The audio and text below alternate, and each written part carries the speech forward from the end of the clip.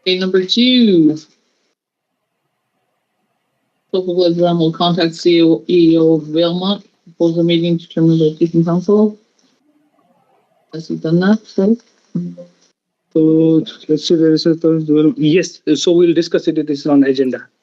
okay. Let's see, final confirmation, Mr. Islam will proceed to draft agendas for the meetings.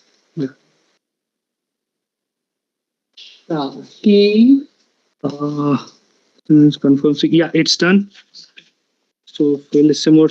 B is 3B is also done. and B is done. Yeah. 4 contradicting starts with legal concept. What about 4? It's done. Oh, nice. It's done because I sent the email to the minister and I kept every one of you in the CC. Okay, we just have 2 more that were in camera. Just let me know if they're done or not.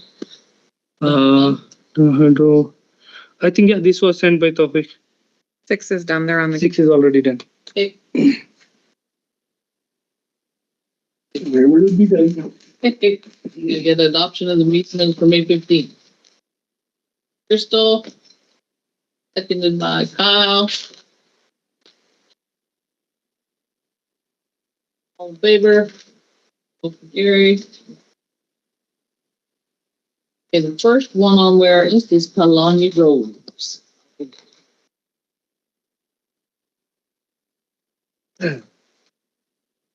Hi, Miranda. Hello. Oh, I think on the agenda, I think we moved 2 people. I think we moved Gbenga and Ashikin. Yes. Time Yes. for dinner. Hello, sorry. Yeah, so we moved numbers 11 and 12 to dinner over dinner break. Presentation slides link. Could it be possible to load those? Yes, sure.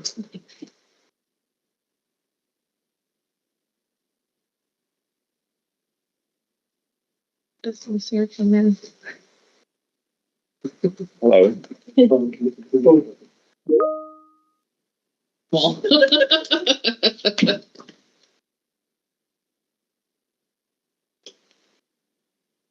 Well, you know everybody, don't you? I think so. We'll do a quick roundtable. Start with Miranda. Oh, hi.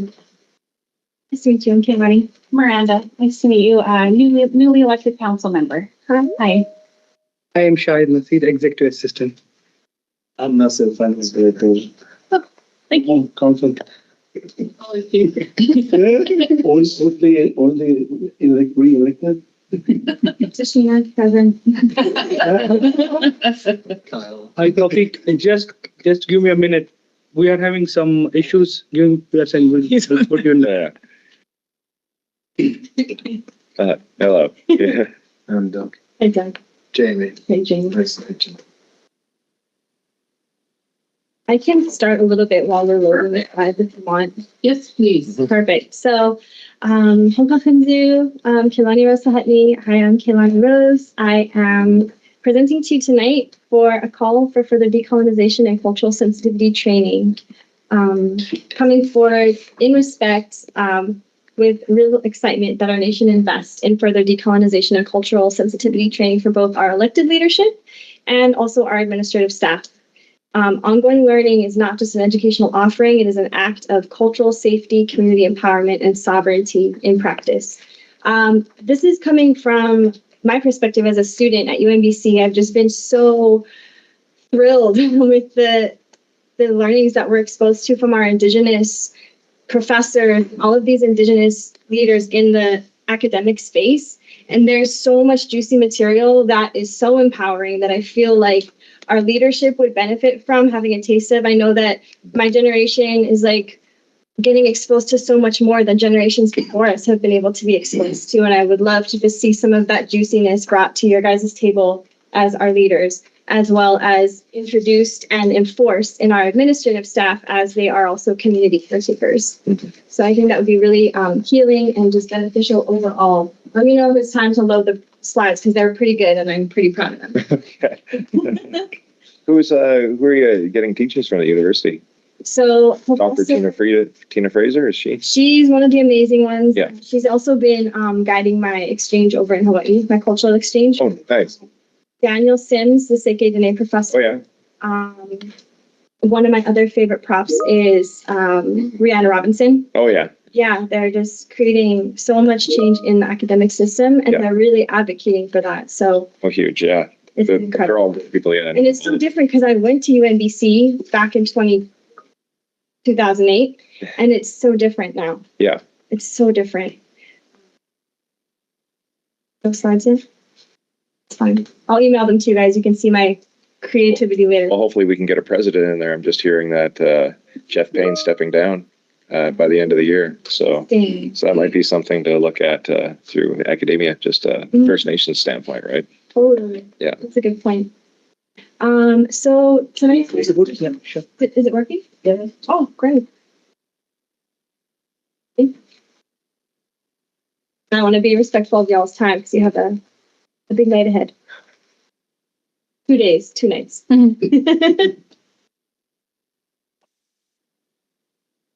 Yeah, and I forgot the rest of the introduction. In case it helps. I know we're practicing this in a cultural way. My mom is Lonnie Bell Brown. My great grandpa is Captain Owen Forster Brown, and then great grandma Granny Seymour. In case you guys are wondering where the lines come from. Yeah.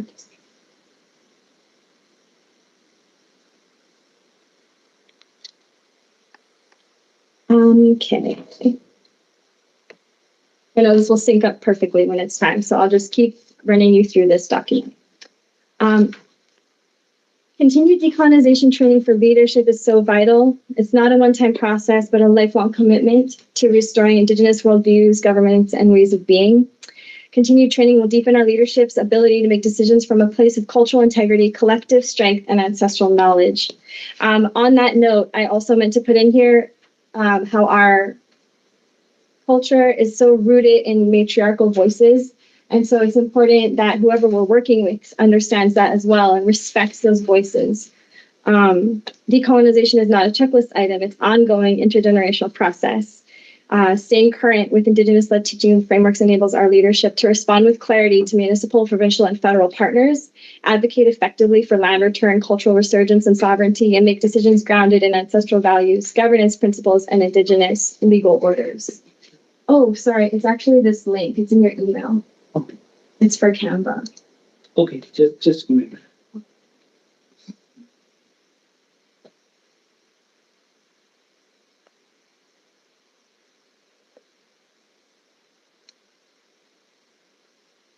Empowering leadership for advocacy and reclamation. When leadership is well-versed in decolonial frameworks and cultural safety, we are positioned to negotiate and advocate from a place of power and vision and unity. We can ensure clearly specific teachings and values are embedded in urban planning and land use agreements, parks, trails, and public naming projects, cultural protocols, and ceremony inclusion. And we're better prepared to lead with language revitalization and education policy, land back conversations, cultural protocol enforcement, and civil site protection.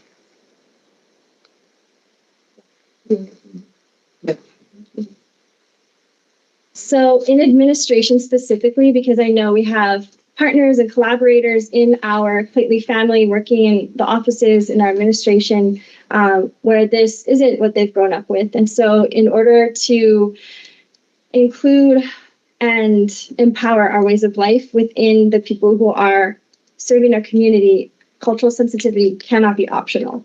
It's critical that this is a typo, it says non-Indigenous and administrative staff, but it should just be all administrative staff working for Clayton to Maine undergo regular mandatory cultural sensitivity training, not just as a best practice, but as a baseline requirement when working within our Indigenous nation or any Indigenous nation. And it's essential because administration staff serve as a frontline representatives of our nation in public, institutional, and intergovernmental spaces.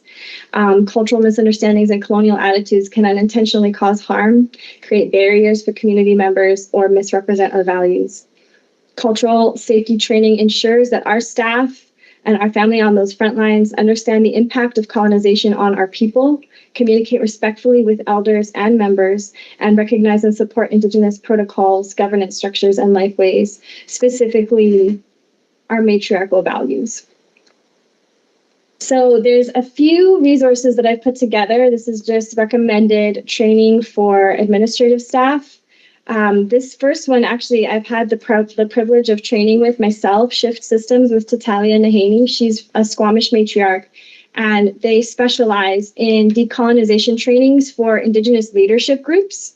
I participated as one of the members from the Union of Performance Actors when we had our women's summit. So it was like a women's summit that they did, but she's incredible. They do highly engaging workshops using creative tools to explore colonial impacts and pathways to transformation. I actually had been in talks with her to come up for something to support the elders community and also the local Indigenous Arts Council that I've been working with Jennifer Piggin. And they're eager to come up north, and they would be so happy to meet and visit Clayton. There's a few more: Sanya's Indigenous Cultural Safety Training, Indigenous Perspective Society, based in BC. Then I also have a couple specifically for our leadership, our elected governance. These guys are facilitators who offer impactful decolonization training specifically geared towards Indigenous leadership groups. And again, they're all local / Yukon, but BC. So I will use this opportunity now that she just brought this up to just go to one example that the one I was just telling you guys about, which is Shift Systems by Tatalia Nahaney. Great. There we go. This is a screenshot from the website. I really value the way that she shows up and does things. A Squamish creative and consultant, watching liberation struggles raise at the same time aspirations she cares deeply about as an Indigenous critical scholar, including decolonization, were applied to corporate content as a new kind of red washing that left me bothered and distant. So she wrote a book, she created a consultation firm, and she redesigned her role in community to spend time and energy within circles of Indigenous liberation. Transformation with a capital T. And this is just a little snapshot into her consultation. Indigenous design-led systems change rooted in care. Working with her to shift systems, not just stories, offering strategic consulting for organizations ready to transform and not just train. I won't promise to solve all your problems. My role is to disrupt what shouldn't be normal, not to patch over what's broken. I name the patterns, we reroute the energy, together rebuild something accountable, grounded, and liberatory. They aren't workshops or one-off sessions. They're a structured decolonial design process grounded in matriarchy, Squamish matriarchy, and decades of community, academic, and organizational practice. Super awesome. It's not just methodology, it's a way to surface the invisible, interrupt colonial defaults, and design systems that center relationships. Each engagement combines strategic consultation grounded in host nation protocol, context-specific unlearning and skill building, pattern recognition that names colonial plays in real time, co-created strategies for material transformation in partnership with their partner company. Thank you. Yeah, and then there's another list and some links for y'all. And then at the very end, because I feel like it's about time to wrap up, an implementation pathway. Short term, identify priority facilitators, because I know there's so many options, so that's exciting. Schedule workshops for chief and council to participate in, as well as administrative staff, onboard new administrative staff with cultural training, and then ideally in the long term, have our own policy mandating annual training, develop Clinton-led internal curriculum, and evaluate and update training regularly so that it can continue to be ongoing. I feel excited to present this to you all, knowing that this discussion has already come up among the group about shared values, safety, and sovereignty. We honor our ancestors by continuing to learn. We empower our youth by leading with clarity, and we strengthen our nation by walking together in knowledge. So, Chalia. And I hope you guys like the resources. I do. Mhm. I make one recommendation that you get a hold of Tofik and our new HR Robert French because we are thinking of doing the classes or whatever. So it'd be if you can work with those two to set up something for 1 day for managers, 1 day for staff, 1 day for chief and council. Mhm. Or Sounds good.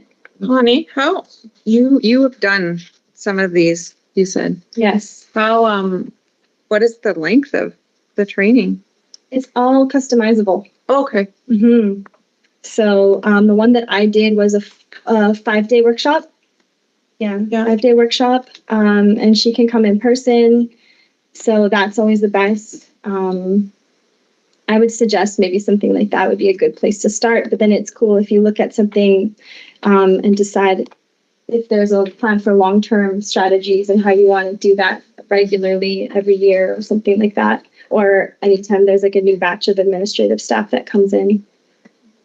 not only staff, First Nations people too, right? Mhm. You got kids coming up who Yeah. don't understand the culture. Yeah. Who've never been taught it, right? Mm-hmm. Something we need all to learn to be able to pass it on.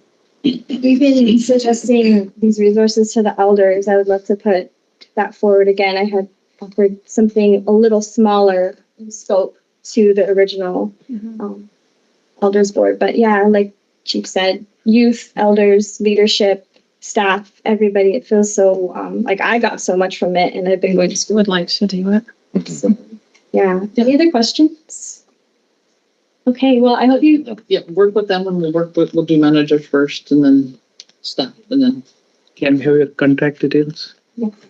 I'll give it to you. And then I'll wrap this. And I will wish everyone a good evening. Good luck with the rest of your meeting. Hopefully that was on time. Oh, for sure. No, thank you. Show. Control.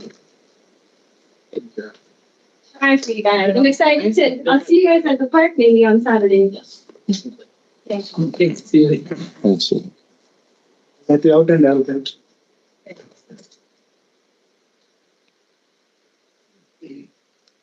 Definitely what we were looking for.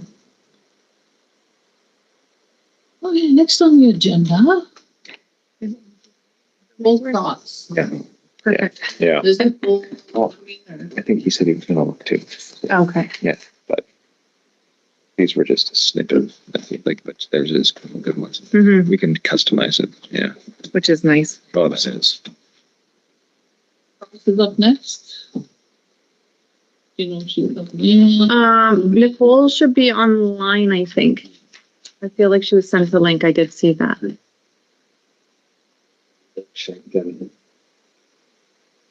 Oh, perhaps.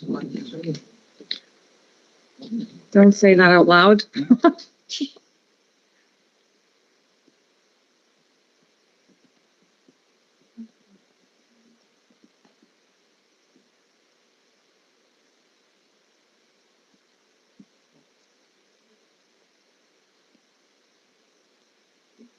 Understood community meeting. Mhm. Little- Yes. Well, once it's built, right?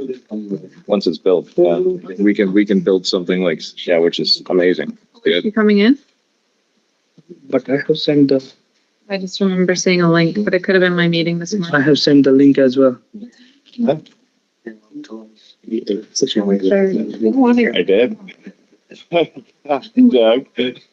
I think she should be. Yeah, that's how it goes. Not yet. That might be. Didn't say whether. Look out, so you're lucky. You're lucky it wasn't. It's new fuel lines. I can't. Yeah, new fuel line, better tank. Yeah, I was bogging out in third. Like I would have to towards the end because they was starting to stutter. Didn't say whether I'll be joining online. You are, Doug. We're calling it a tie for we'll do this again. Yes. Like, Racing Fruta, racing your freaking truck. Where's the truck? Wait, the stuff to engine? Huh? We're allowed to do stuff to engine then, eh? If you want, go that route. Give you a 350. That's like what block, right? I got, oh yeah. I got a 4-bolt main. Here it comes. Yeah, I got a 4-bolt main. It can handle up to 500 horse. We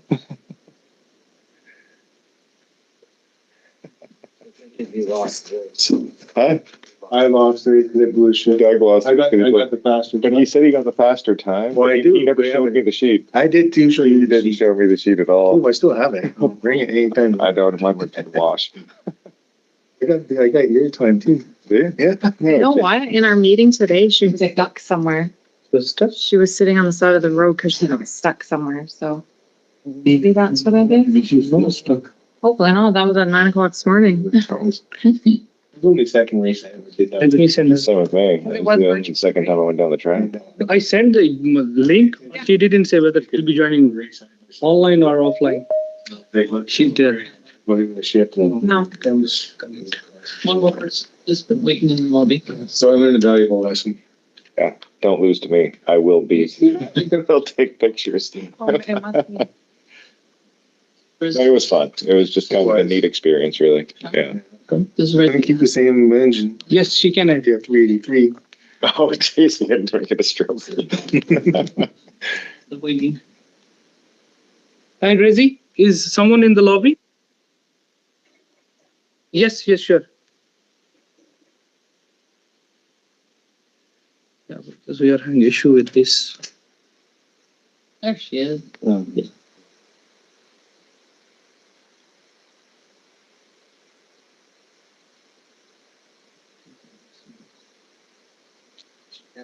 No, because we have the issue with this hardware. We have already raised it with them. They said that they will be coming to resolve this. Hi, Nicole. Can you hear us? She's on mute. Are we on mute? No, she's in me. She's on mute. Nicole, can you hear us? Doesn't look like Can't it. hear us. Probably texting. Mute. Yeah, but still, I can hear you. Sophia can hear us, but Nicole? Nicole, can you hear us?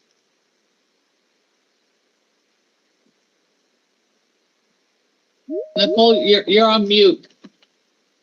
Oh, One. She can't talk. It's very tough. We don't have cameras, do we?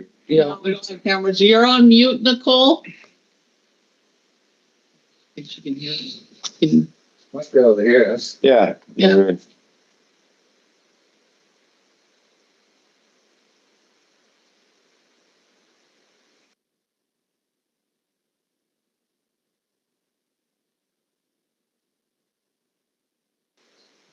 Oh, she's frozen. No.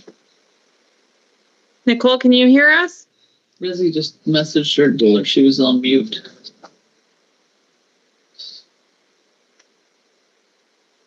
Gonna have to join audio over phone. Is it? What did I say? Bhullar, Who is it?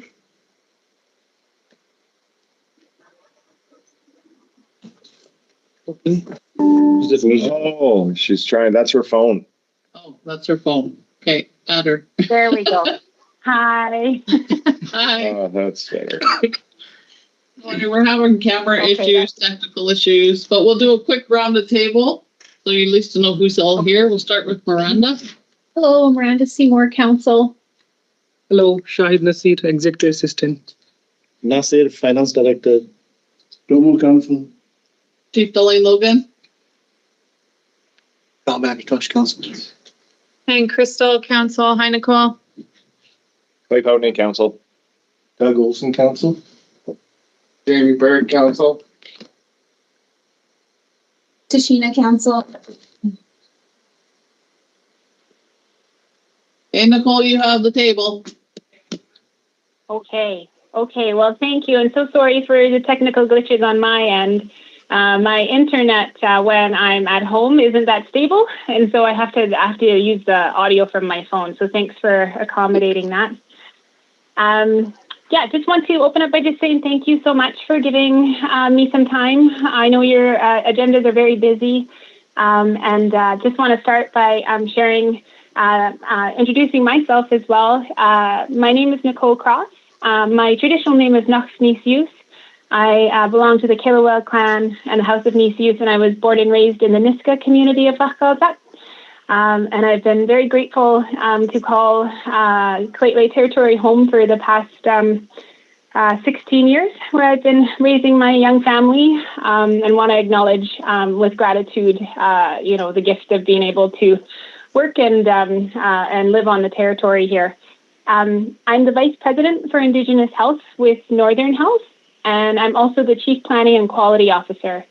And today what I wanted to spend some time with Chief and Council on was to share a little bit about Northern Health in terms of our commitment to reconciliation, but also revisit our partnership in terms of the Lheidli T'enneh office space, and get some guidance from Chief and Council on some next steps we can be taking in terms of who we should be working more closely with to realize some of the goals that we articulated in that shared partnership.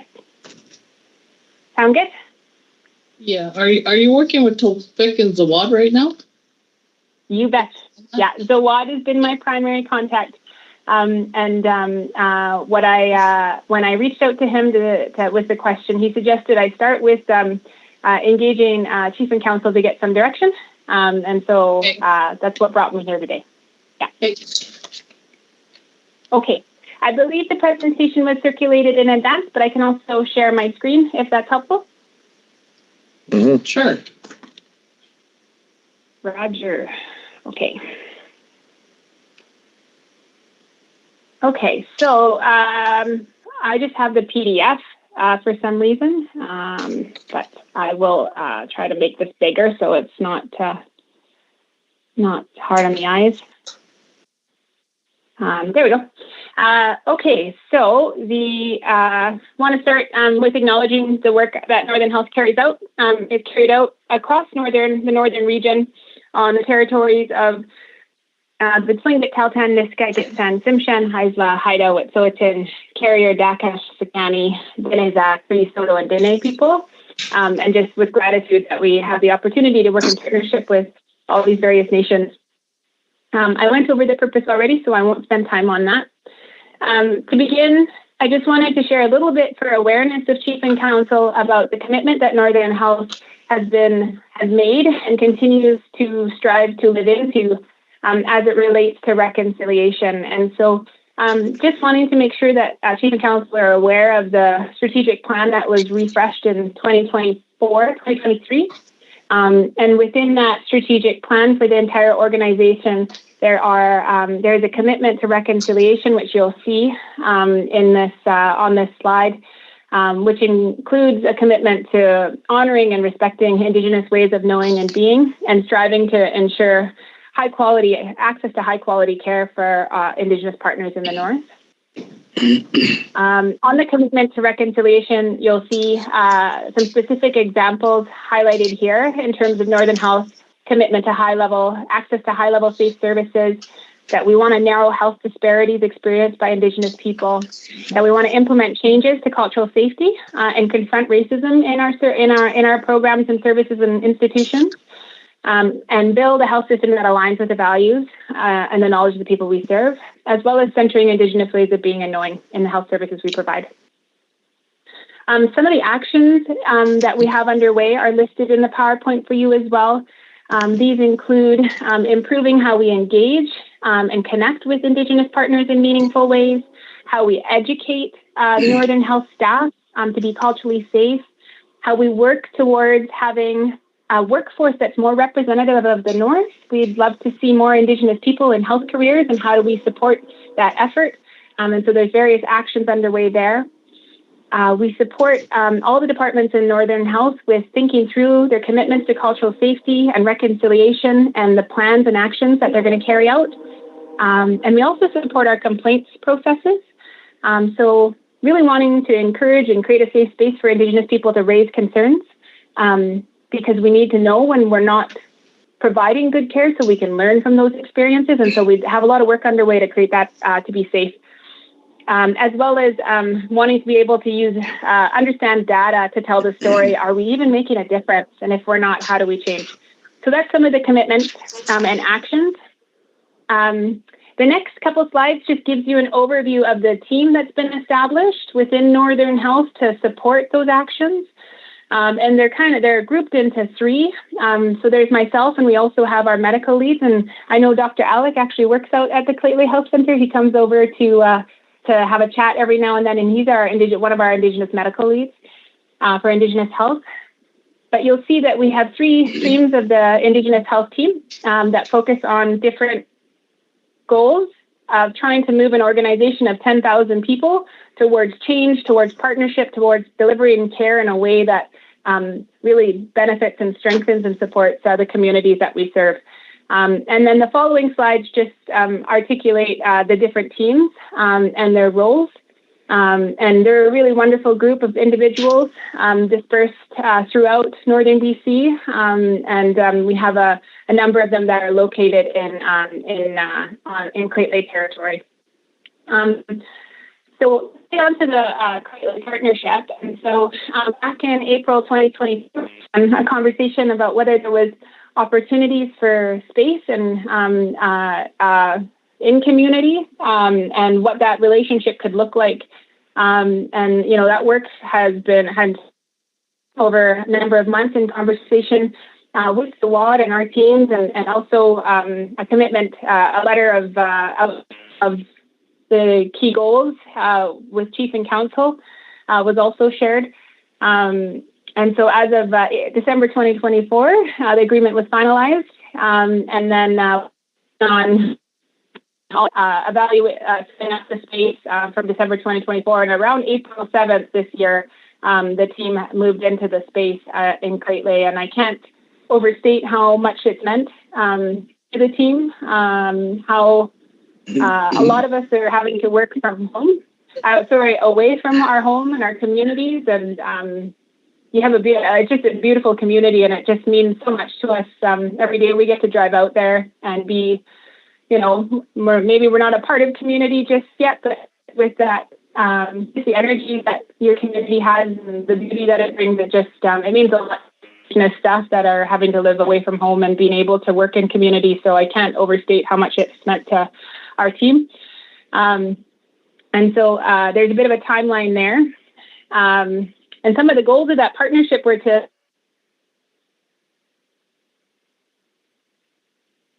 Oh, we lost Bill.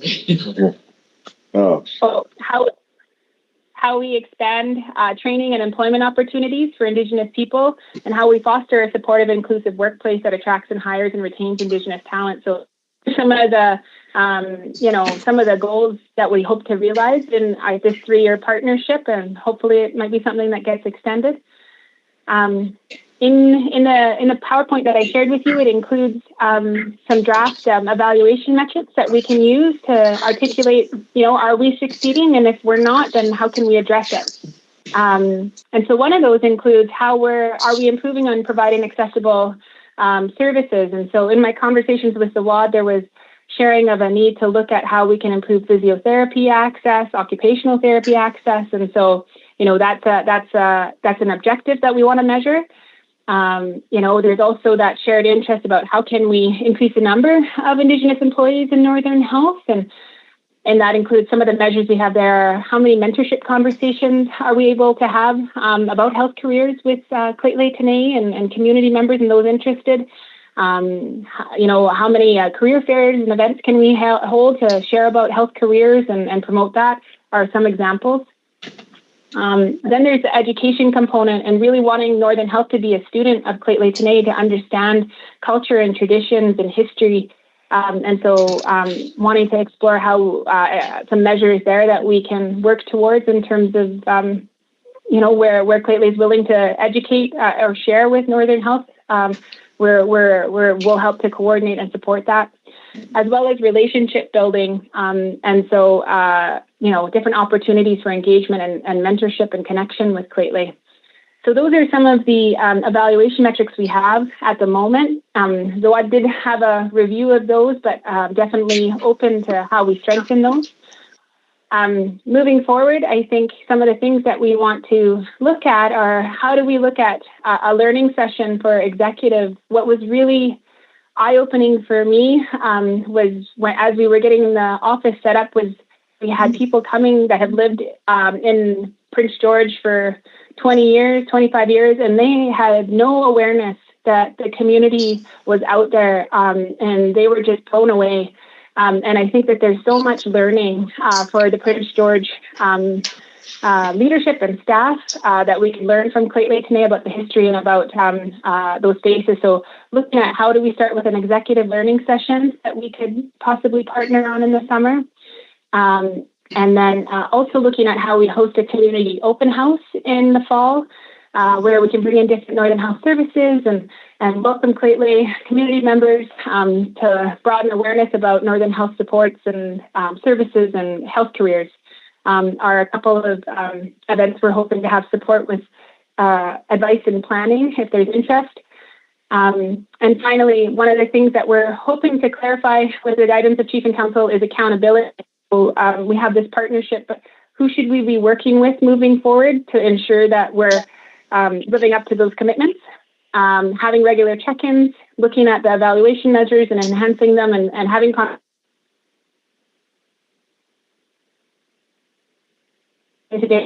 some guidance on that front. So hopefully I didn't talk too fast, but hopefully it was clear, and just I'll stop there and thank you for your time.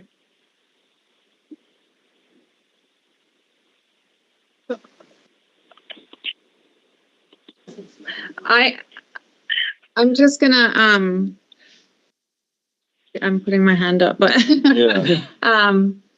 So I think with a lot of what you the evaluation metrics, Nicole, I think it would be just one of the many suggestions that you put forward. We did in the past, we had a meeting with the city of Prince George, and we had Dr. Daniel Sims from UMBC. He presented to us as well as the city of Prince George on 21 things you didn't know about the Indian Act, and just and we had somebody there that explained the history of the nation. I think that would be something that would be really beneficial, is to have all of our staff and the Northern Health, the team from that are out on the reserve. And then another thing that you had spoken about, I think it would be really beneficial to have our youth, have you guys present to our youth, like as kind of not necessarily, I guess it would be like a job fair, but more intimate with our youth, where they're more comfortable asking questions, and just to see that the path that they would need to take. I think that they'd be more comfortable asking questions just in that kind of setting. That doesn't answer the end of your presentation. I know that we need that, but just some suggestions from that I see. Okay. Thanks, Dolin. So, Nicole, previously we discussed about to put a LPN for credit-in-nation. You know, we have a full-time nurse, but still, like, it is not adequate. We requested that if we could get some support from Northern Health, like a few hours in a week as LPN, for a LPN. So I'm not sure if you have worked out on that. No, we can absolutely work towards that. I did have conversations back earlier in the year with our HR team and those that help with our nursing staffing, and they felt that is something that we could definitely work towards. And so I think it would just take some more planning, and so understanding who that planning team I need to be working with consistently will help us get the ball rolling there. Okay, so I can help you with that. So since it is like operated through our health department, so we have a full-time nurse, like registered nurse. So if there is an LPN, that LPN can work with our nurse. I can connect with our nurse and our health manager. Thank you.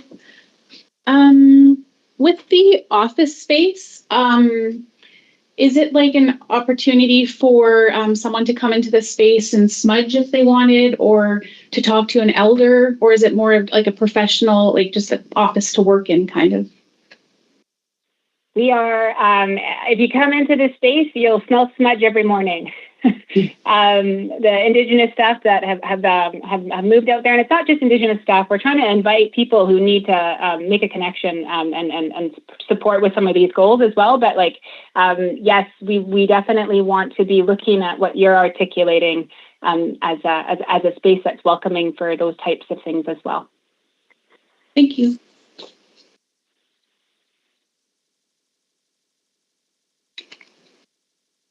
Anybody else have anything for Nicole? Yeah, I think she was just kind of looking for who to connect with to move these parts forward as part of our agreement. So there's different pieces. Tofik and Zawad. We're with Tofik and Zawad, and Tofik will work with you and our health manager and nurse. Yes. Yeah. Portfolios probably as well. Yeah, and the portfolio holders. That's great. That sounds great. So I guess I can work with, it sounds like Crystal and Tofik and Zawad, and we can maybe behind the scenes confirm what the meeting cadence could be in terms of staying connected to make sure that we're accountable to the goals that we're saying we're going to achieve. And then more than happy to report back to Chief and Council as requested on progress. Perfect. Perfect. And we'll get you this year. Counselor holding that portfolio. Thanks, Okay, Nicole. Thank you, Nicole. Thank you. Thank you so much for your time. Okay, bye. Bye. Next is Chelton and Michelle. I thought you wanted me to say something. And I'm like, I don't. No, say she'll nothing. work with you. Like, we'll just, for the things that they can't assist her with. You're like, you don't want to say anything. I was like, right now or later? See the emails for the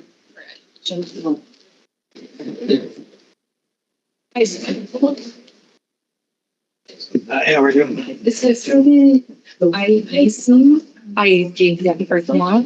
We have a meeting with all of the people tomorrow at the House of Ancestors at 10:10. Pam Spooner is coming and she needs to go over some stuff with us at 10:10. And then we're going to go into a whole session in regards to the IEC. Sure. Might work. Yeah. I just wanted to make sure that you were both aware of it. So in case you're able to make it, you can. If not, then I'll be there. Crystal will be there, but I'll be there a little bit later. Michelle, I don't know if you know everybody. We'll do a quick round table. Sure. Hi, everybody. I'm Michelle Connolly, and I'm with EcoTrust Canada. Nice to see you all. I don't know everybody here. I know. Yeah. Miranda Seymour, Council. Nice to meet you. Shahid Nasir, Executive Assistant. Nice to meet you. Nasir Ahmed, Finance Director. Nice to meet you. Ashina, Council. Nice to meet you. And Crystal. Hi. How's it going, Michelle? Hi. I'm council. Nice to meet you. Hi. Okay, so I will go very briefly because I know in the we have 20 minutes, but I'm going to try and go through this quite quickly. So my name is Michelle Connolly. I'm with EcoTrust Canada, and I'm going to be presenting the proposal that was made by Chelton and myself to Nature Smart Climate Solutions Fund program just a few months ago, and on behalf of Clearly Tene Nation. So I work for a charity called EcoTrust Canada. We've been around for about 30 years, exclusively working with Indigenous communities on housing, food security, energy, and land. And I work on the lands team. I'm going to say a few words about Clearly Tene's application to the Nature Smart Climate Solutions Fund, and potentially I'm going to talk about economic options related to conservation as well. So our vision is vibrant human and natural communities connected and supported by thriving, just, and sustainable place-based economies. And I work with a team of Kaylin and Rebecca and myself, and together we have capacity around land use planning, carbon finance, project management, and fundraising, and we're about to get a new team member. So this is a program that the Nature Smart Climate Solutions Fund has been around for a couple of years. In 2022, my team helped 4 communities collectively get about $43 million to protect parts of their landscapes.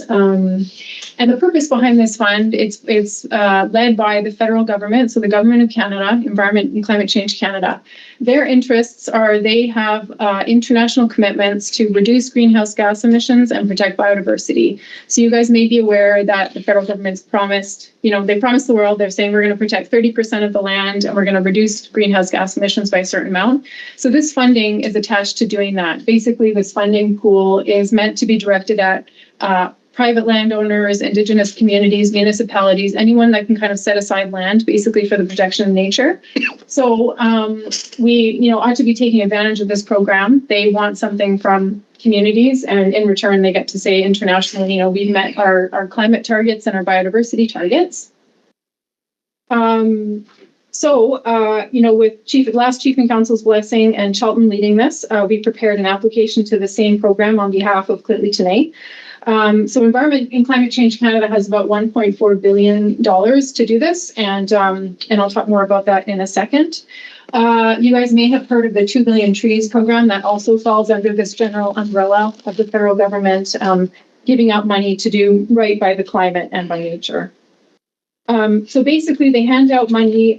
This program is a decade-long program, so they're going to be giving out money every year for the next 10 years. A few months ago, we were really nervous about the potential change in government because that would have really changed the possibility of having this funding available. But so far, it seems to be safe.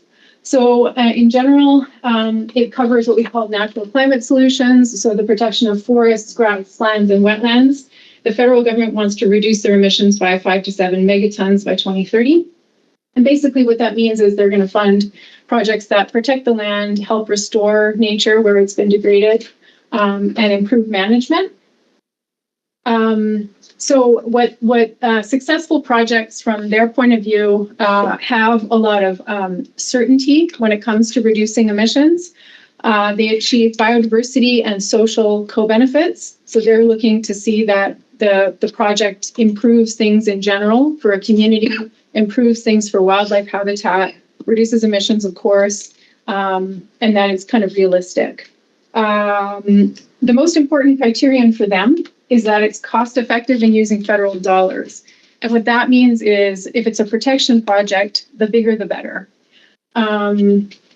So they calculate dollars per tons of carbon, and they do that using a formula based on sort of the land. So in the spreadsheet we filled in, we said what the nature of the project was, put the area of land in it, and then it spits out a number. And they're looking for projects that are lower cost to them they want more bang for their buck.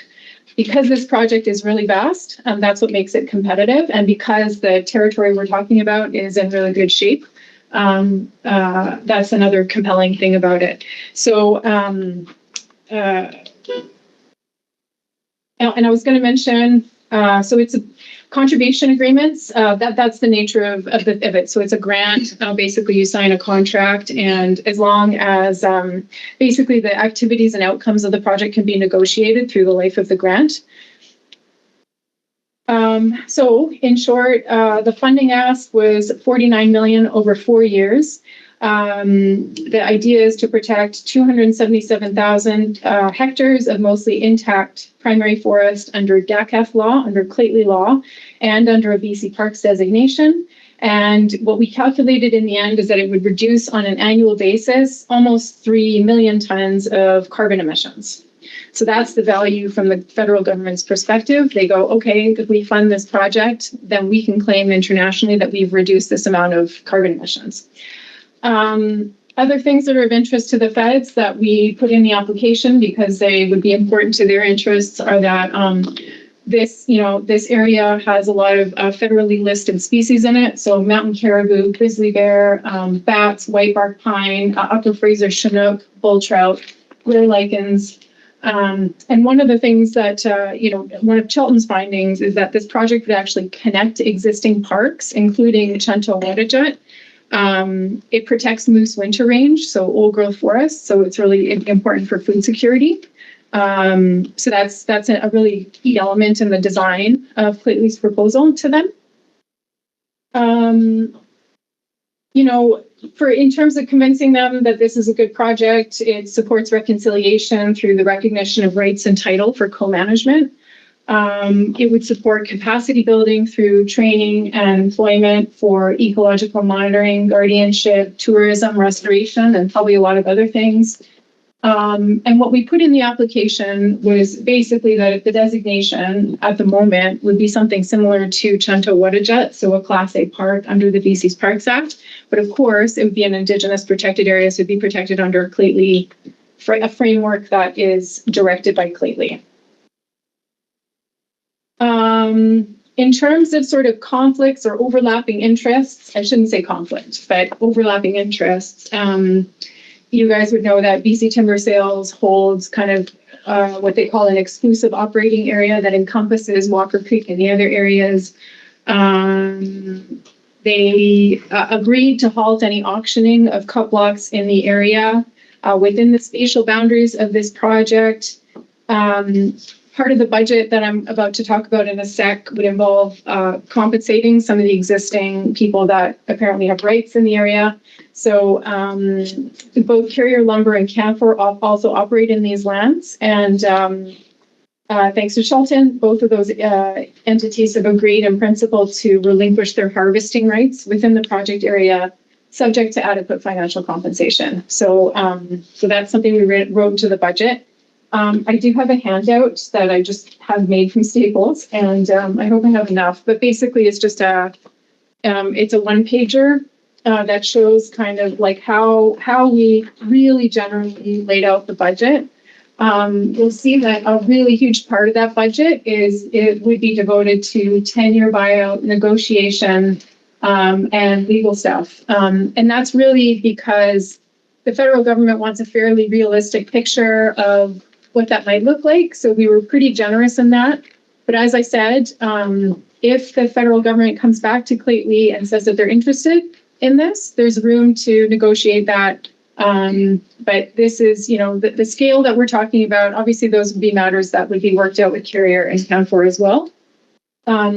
There is stuff allocated in this budget towards, a Claytley planning table, technical government to government working group, elder and youth advisory council, communications on a project like this, as well as inventory and monitoring, scoping long-term economic options for the area, carbon reporting, which is a thing that they want whoever receives the grants to annually or report on carbon, and that's actually the work that partly what my team does.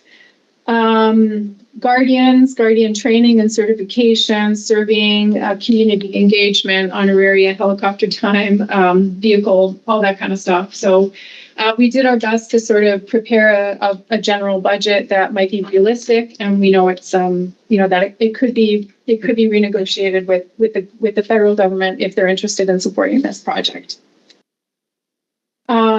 This is not a very good map, but I drew some red blobs. Sort of the areas that we had envisioned for this Claytley IPCA.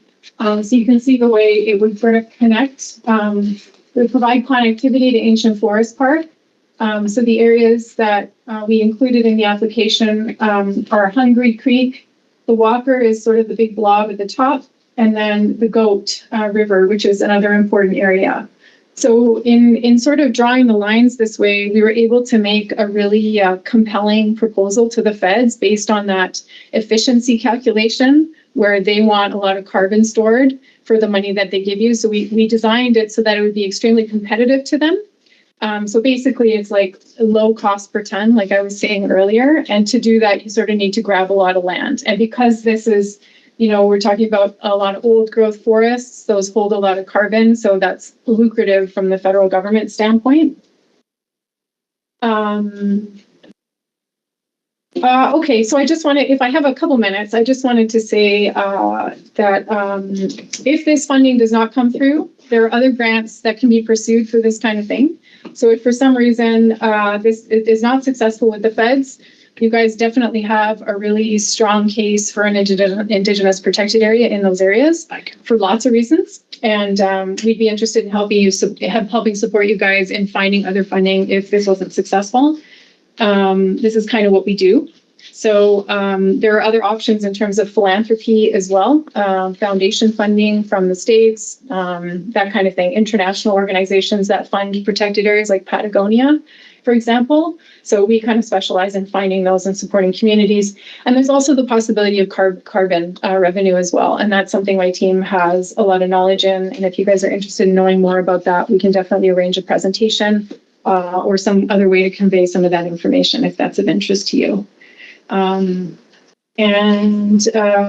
think that's all I'll say about that. And yeah, I can probably take questions. Sorry, I went through that really fast. So I was nervous about going all the time. Questions?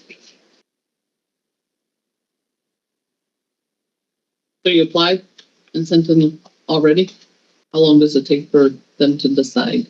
Yeah, so that application went in February 28th, I think was the deadline. And they said, we'll get back to you in 6 weeks, but no one's heard anything. So yeah, we have a few applications in the hopper with them. And it's taking a while, but that's normal with Environment and Climate Change Canada. They always take a long time. Election. Yeah, that's right. Yeah. Well, and like it says for 4 years, right? That's 4 year and it's a 10-year term. So is it renegotiate after 4 years and you start looking at the needs of the area? Like how does that work? So the contribution agreement, they want to see sort of a work plan for a 4-year period. They say we commit this amount of money for the 4-year period.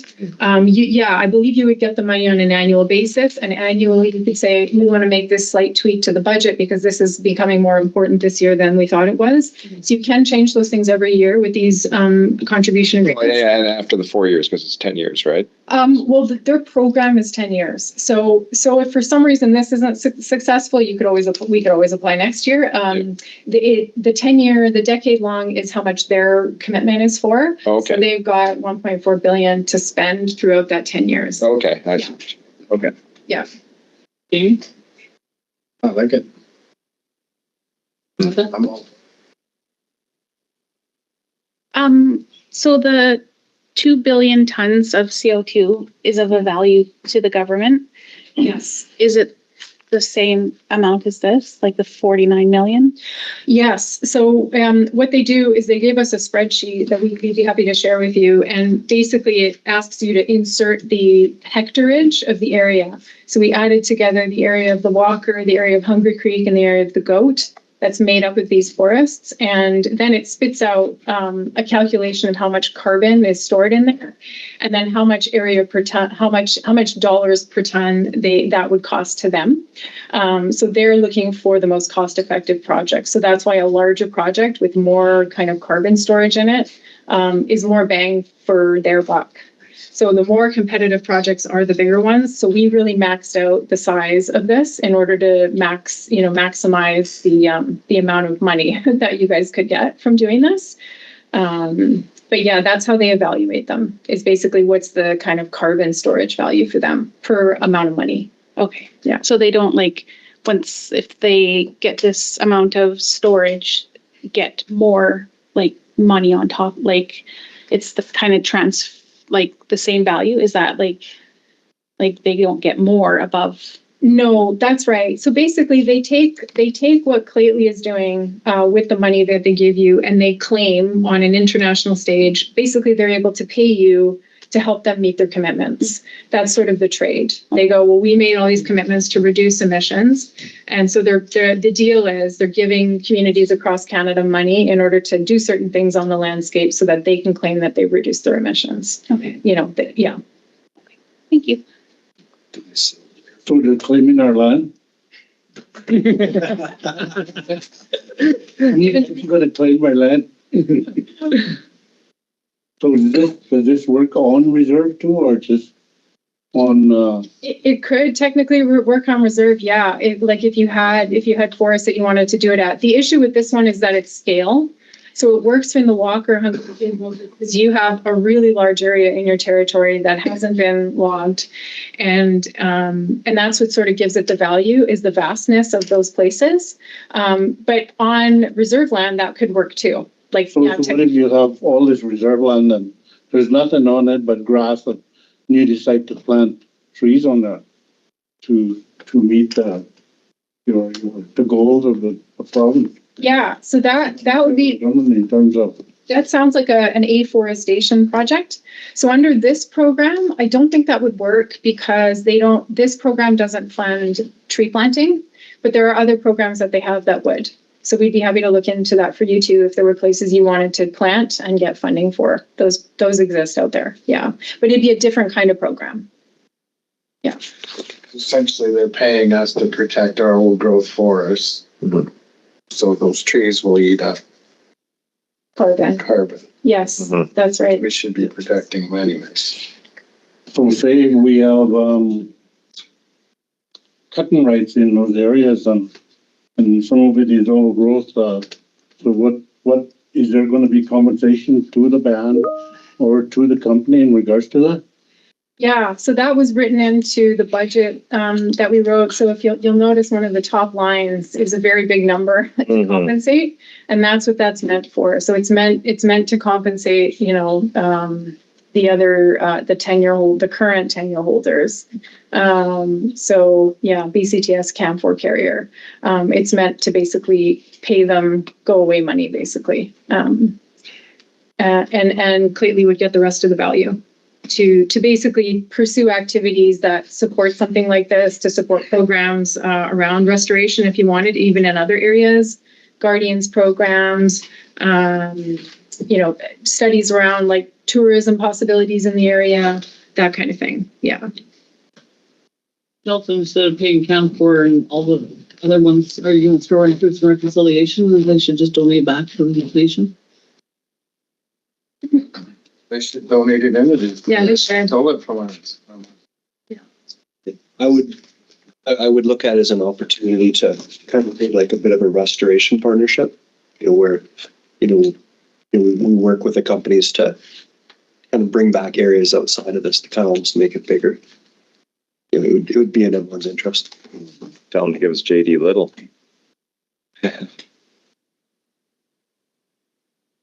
Still have a minute left. Questions? Oh, well, thank you both. I hope we get an answer soon. That'd be good. With a great big check.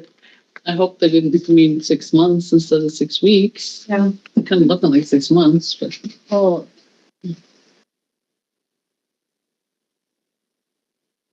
keep them.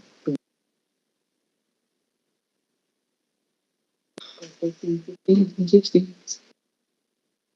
The new bill that was passed, the bill 15 or whatever it was, do you think that will affect this project? Is that the one? That's for major projects. Yeah, major projects. Yeah, it's the major projects bill.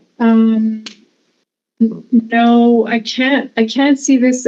I can't see that affecting this project because I think that's the reverse of it. They're trying to expedite industrial extraction projects. So no, I don't actually think that Bill C-15 or the latest provincial bill to make it easier for industrial projects to go through would affect this. Yeah. Any projects that you're working on with neighboring nations that are trying to do projects in our territory? Not that I'm aware. We did. I should actually disclose that SIM got the funding for their IPCA based on our funding help. So they got 16.4 million from the last round of this program. Yeah. And but in lands in our territory. Yeah. Exactly. Okay. That's good. Yeah. Okay. Good to know. Okay. So, yeah. Thank you both. Thank you. Thank you. You can cancel down. Thanks. Thank you.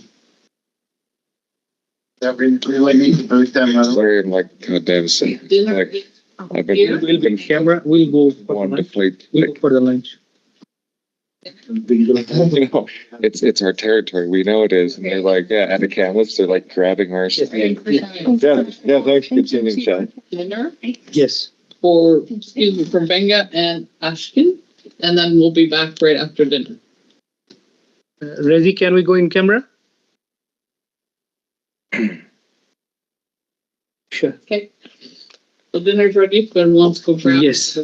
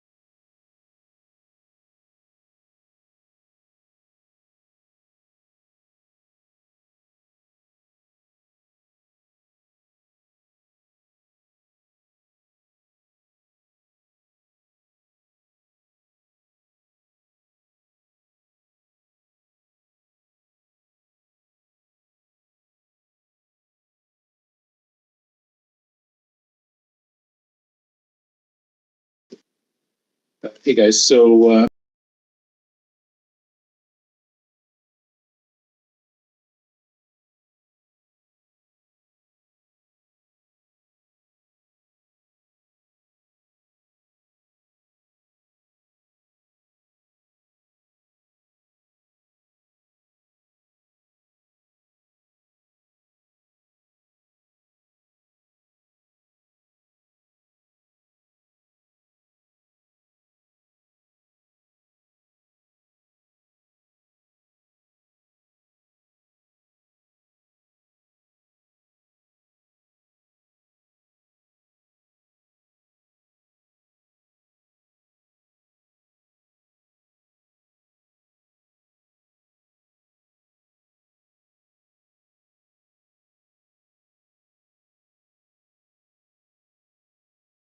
Yeah, the permission's there. okay.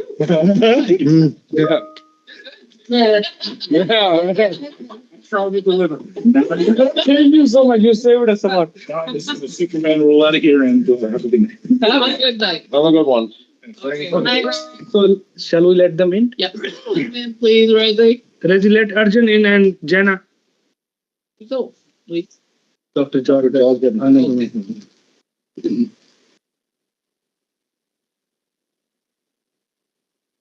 Are we? I'm sure. Yeah. I'm just gonna do that.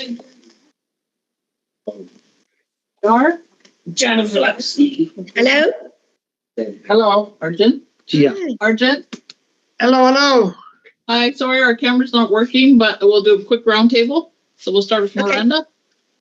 Oh, Miranda Seymour Council. Shahid Nasir, Executive Assistant. Nasir Ahmed, Finance Director. Chief Dolly Logan. Tashina. Oh, Tashina Council. Tosh Council. Crystal Gibbs Council. Clay Poutney Council. Doug Olson Council. Jamie Bird, Council. So you have the table for 20 minutes. Go. Okay, well, I'll start a little bit here. So I was going to say a lot of familiar faces, but I can't see you guys. So hopefully I know that some of you know who I am. And I'm going to introduce Arjan. Arjan came to me last spring. I think that some of you, I know Jamie quite well, and know that years ago I worked closely with Bill Mahood, and we brought MMA events to Prince George and did very well with that. And so when Arjan got a hold of me last spring, I was a little bit kind of fame stricken because I followed his career. And so I was very excited to start working with Arjan. Arjan is known for his culture, and he shows that value in all of the things that he brings to the table. And he's an incredible athlete. He's got a huge history in the fighting world, wrestling and MMA, and all sorts of things. I'm going to let Arjan talk about it. He also has an incredible foundation. We had an event last fall that was a complete sellout, and it was amazing, and we had a great time. He's become a great friend, and I'm excited that he comes into our community with all the things that he brings. So with that, Arjan Bhullar. Thank you. Appreciate that, Jana.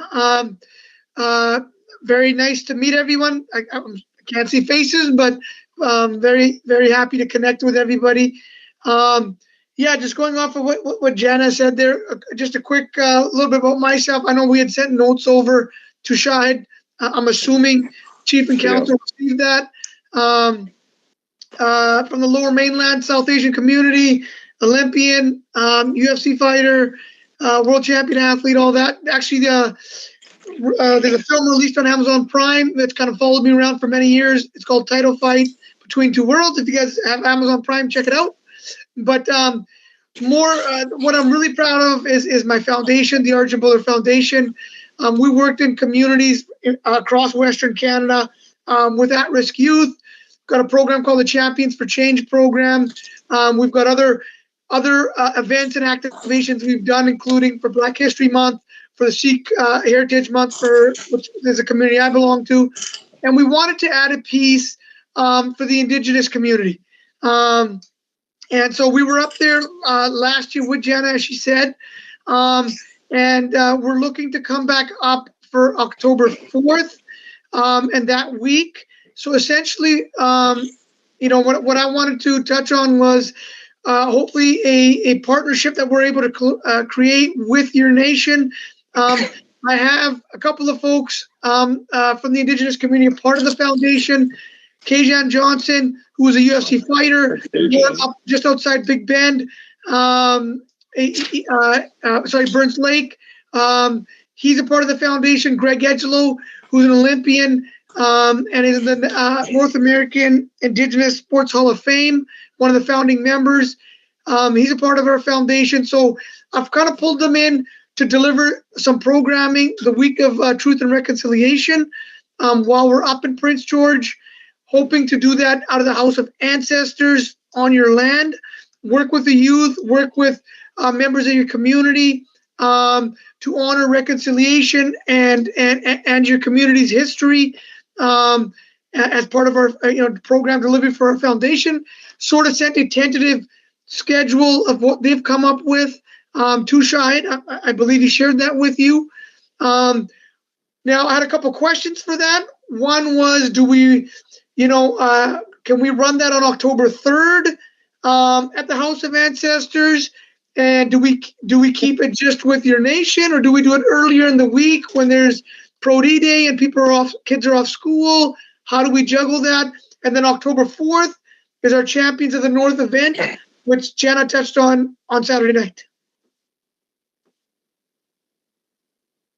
So I'm just going to jump in there, Arjan. I did see some email correspondence. I'm the general manager of the House of Ancestors. I do see, when looking into our calendar, you do have that date. So my question, I guess, is, are you requesting that the House of Ancestors be part of the partnership, like that we are sponsoring the venue, or are you booking the venue? No, so for what we do at the House of Ancestors, bringing our staff up, flying them up, housing them, doing the program, paying them for their time, and the venue cost, that's all us. That's I'm doing that as part of my foundation and as a legacy piece. Wherever we go, foundation work is free. Everything we do for the foundation is free. For that piece of it, I would like to know, would it be possible to get members of your community and youth there on a Friday for that? Or is it better to target earlier in the week on the Tuesday or Monday when people are off school? How do we get a good showing for that when we're bringing Kajan and Greg up? Hey, Arjun, we have Tachina. I'm just looking at the school calendar for School District 57 for 2025-2026, and October 3rd is not a Pro D Day. It's not an NID day, so we would expect parents to pull their children from school in order to attend that. And I can tell you, just from experience, I'm the family support manager for Clayton Tene, so this is kind of an event that my program would probably co-host in normal times. And I can tell you from experience that parents won't. Right. Makes sense. Okay. Typically do that.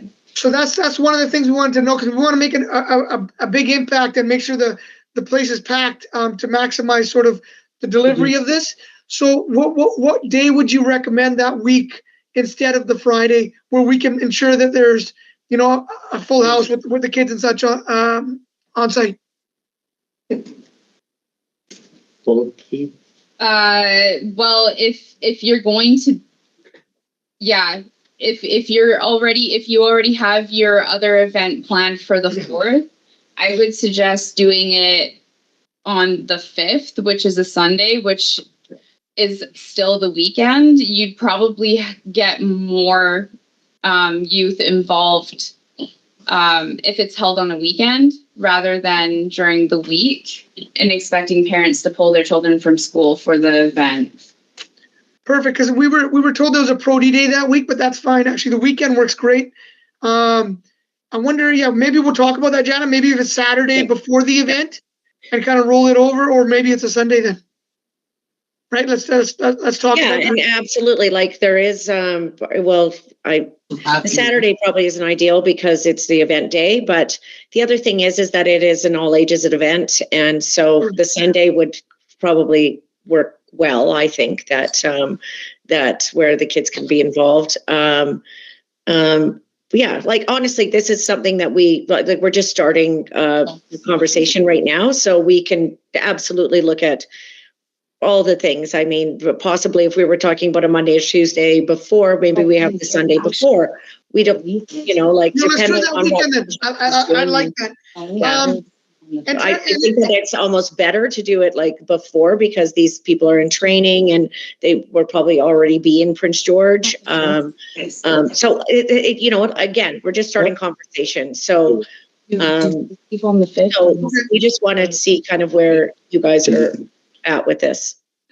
Okay, and then I'm sorry, I didn't know who spoke there. The lady that said that you would be coordinating for this.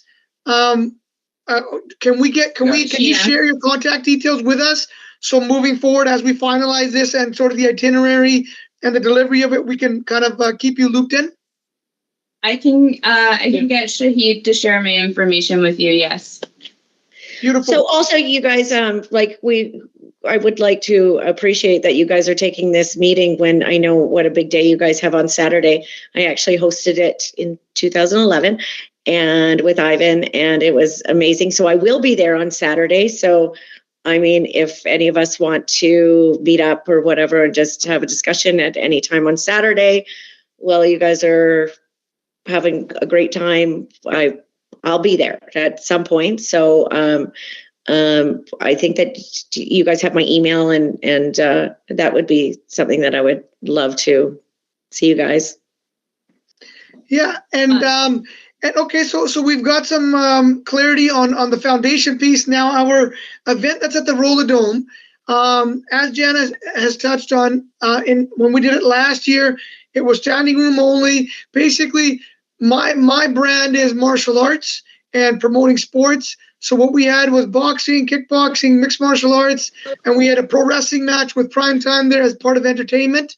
And it was a heck of a night. We had catered food, we had great production, we had drinks and all that kind of stuff. So it went very well.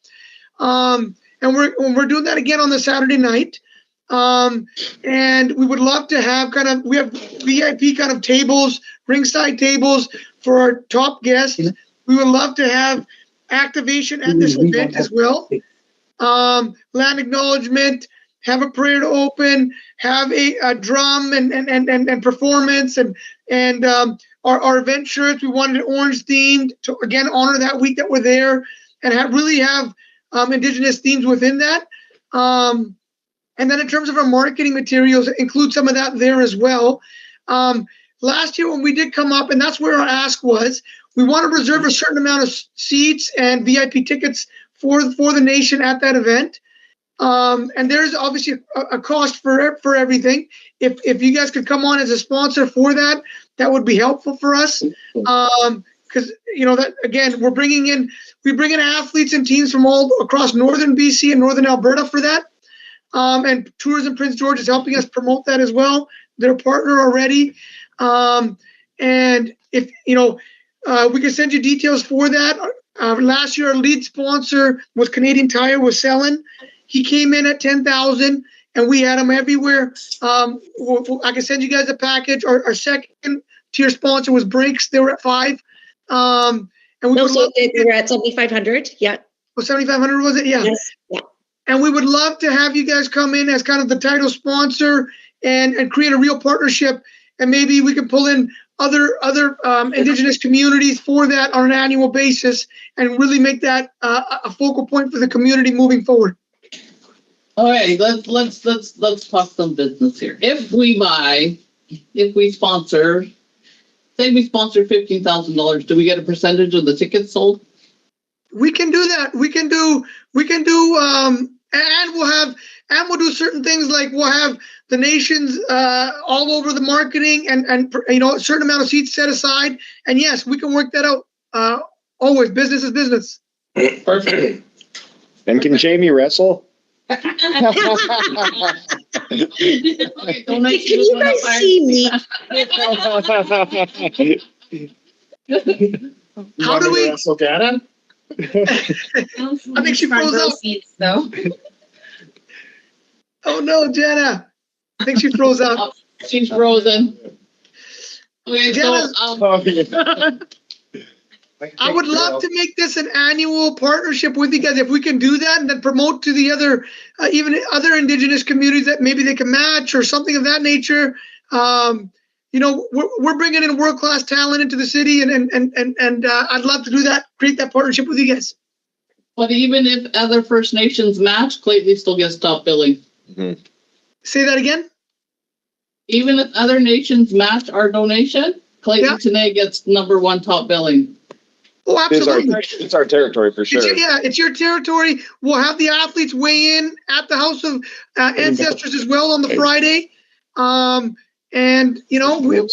goes without saying. You guys are partners.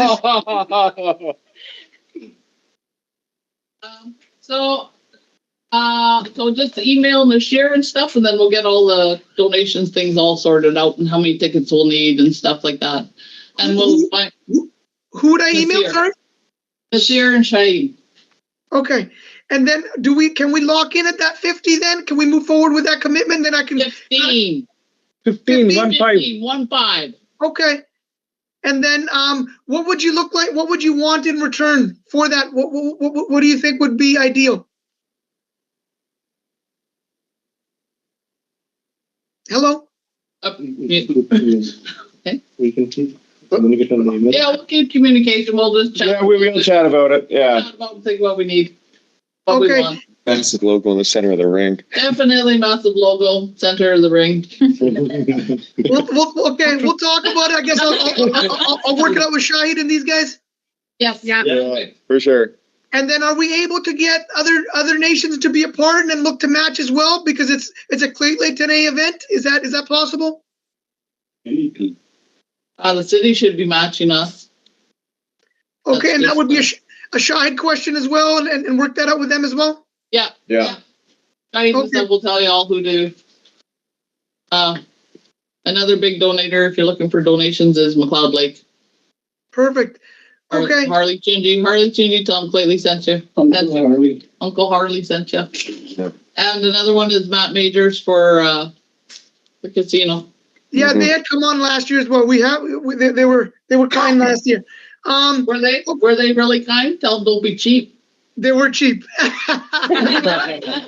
They're always cheap for donations. Yeah. Gianna was knocking on their door, and I guess the father was in the hospital last year, and so yeah, John. Yeah. We couldn't push too much, but he was a fan, and his son still came to the event and all that. Okay, so I'll circle back to Shahid for that part. Perfect. And let's get that buttoned up before we reach out to McLeod or anybody else. Right. Perfect.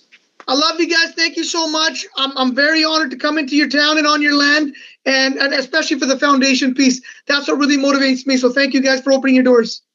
Okay. Sure. you. Thank you. Night.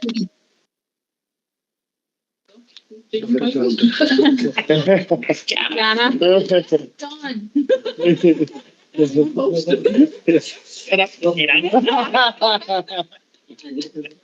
I think Jamie fights Tashina. Don. You said you could take a girl. I heard you. I have to poke your eye first. The old school house.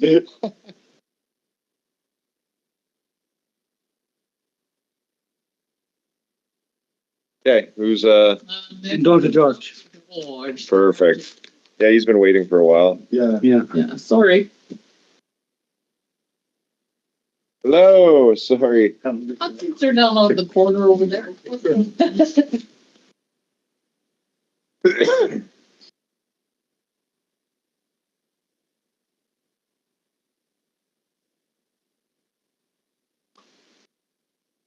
we've got new council, so, and old council, but we'll do a quick round table.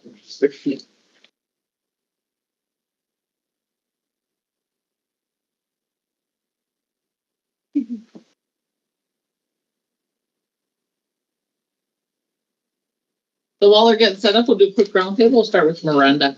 Hello, Miranda Council. That's it. I'm the finance manager. Council. Chief Dolly Logan. Tashina Council. I'm Kyle, council. Crystal Council. Like that Nick Council. Doug, council. Jamie, council. Aisha, Heritage Commission. And George Davis, Heritage Commission.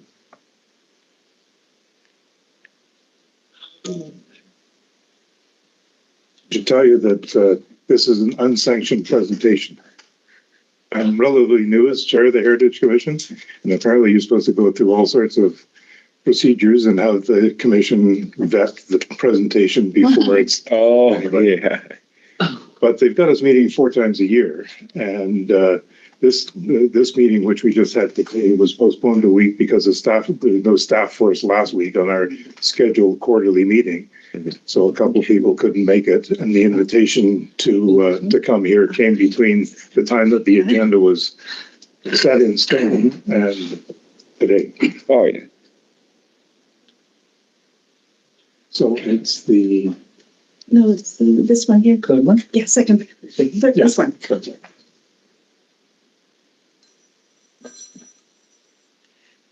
You just get angry at your phone every time you look at your phone. You're just like, I had to leave it on because there's the family situation. So I know when to turn it off. Yeah. I understand. Yeah. No problem. What's the problem? You scare me all the time with your phone. It's right beside me. No. Yeah, sure. So, there we go. Okay, so thanks very much for giving us a bit of time on your agenda. I'll just introduce the Heritage Commission a bit by saying that we've been around for 30 years. Nobody knows that, but the city doesn't seem to be putting a lot behind the Heritage Commission right now. But we have been around since 1995. We have got a lot of signs around the city. The first ones were placed along the heritage trails along the rivers back in 1996. But it was not until 2007 that the other main thing that we do, a heritage register, so quite a bit later. And in the, 18 years since then, only 15 buildings or things have been put on the heritage register. So it hasn't been used an awful lot. As you see, there's a couple of schools, a couple of tree-lined streets. There's a plaque at the Nechako crossing where the bridge is, but not much more than that. Where the Clay Lieutenant seemed to have started to get involved was between 2000 and 2006. There was a strategic plan that the Heritage Commission did in 2006. And there's a reference there to the Clay Lieutenant as one of the many groups in the city that were to be looked at in terms of heritage. And there's a reference to the Memorandum of Understanding on Cooperation and Communication that was then solidified in 2017, several years later. So in 2010, the mayor struck a task force for a better downtown. And along with that was a context study. So Heritage BC came in and facilitated a major look at heritage, really the first time it had been done in 20 years, and invited Lieutenant Chief Dominic Frederick was part of that. Marvin George, Patricia Wright, and Vanesco were also invited along with some of the others. So what came out of that was an inventory of heritage sites in Prince George, which is about 500 long. There's a lot of things on it. But as I said, there's actually only 15 entities on the registry itself. So a lot of work to be done. As this was going on, more and more signs were popping up around the city. And I'll highlight the exploration place partnership with the Latana and the exhibit that was done in 2013. And then the centennial of the city happened in 2015, right? And so this is a picture of Len Hall, the mayor at the time, Chief Frederick at the time, Murray Krause on the city council, and the Husky Energy fellow who donated money for a project during the centennial that ended up being the basis of many signs, about 21 signs, that the Clayton kind of put their logo on, along with the exploration place and along with the Prince George Public Library. So there are 61 signs in the city. And this is the breakdown of the logos on them. So the Heritage Commission, Husky Energy, the 100th Anniversary Committee, and the Latana First Nation are on 16 of those signs. Some of the other ones, like the Heritage Commission and the Centennial Trails and the Heritage Commission, the Exploration Place and the Library, all of those were early ones. The last major iteration of signs in the city were the ones that were done during the centennial in 2015 that the Clay Lieutenant put their logo on. I'd be interested in finding out how that process worked. But as part of the centennial of the city, it made sense. So those signs are there, and these are the signs that you have your logo on. And of course, the two in the park, the village and the cemetery are ones that directly relate to you. Some of these others are pretty tangential, but your logo is on them. Zion Lutheran Church and St. George's Ukrainian Catholic Church. Not quite sure how. And it's, oh, there we go. So sorry, it's slowly responding to. The next one has a lot of pictures on it. There we go. So those are the signs themselves. And of these are all ones that have the logo in them. You can see that some are in a state of repair that you can barely read them. Mm-hmm. Not much has happened. They've either graffiti, weather, whatever. These are signs that are basically it's a sheet of paper with Lexan over it, and the Lexan doesn't last very long. So the city has said that they can repair 3 a year. Last year they repaired 2. 1 is missing, so I presume it's in the shop getting repaired. But the rate of repair on these things, it will take 20 years to go through them all.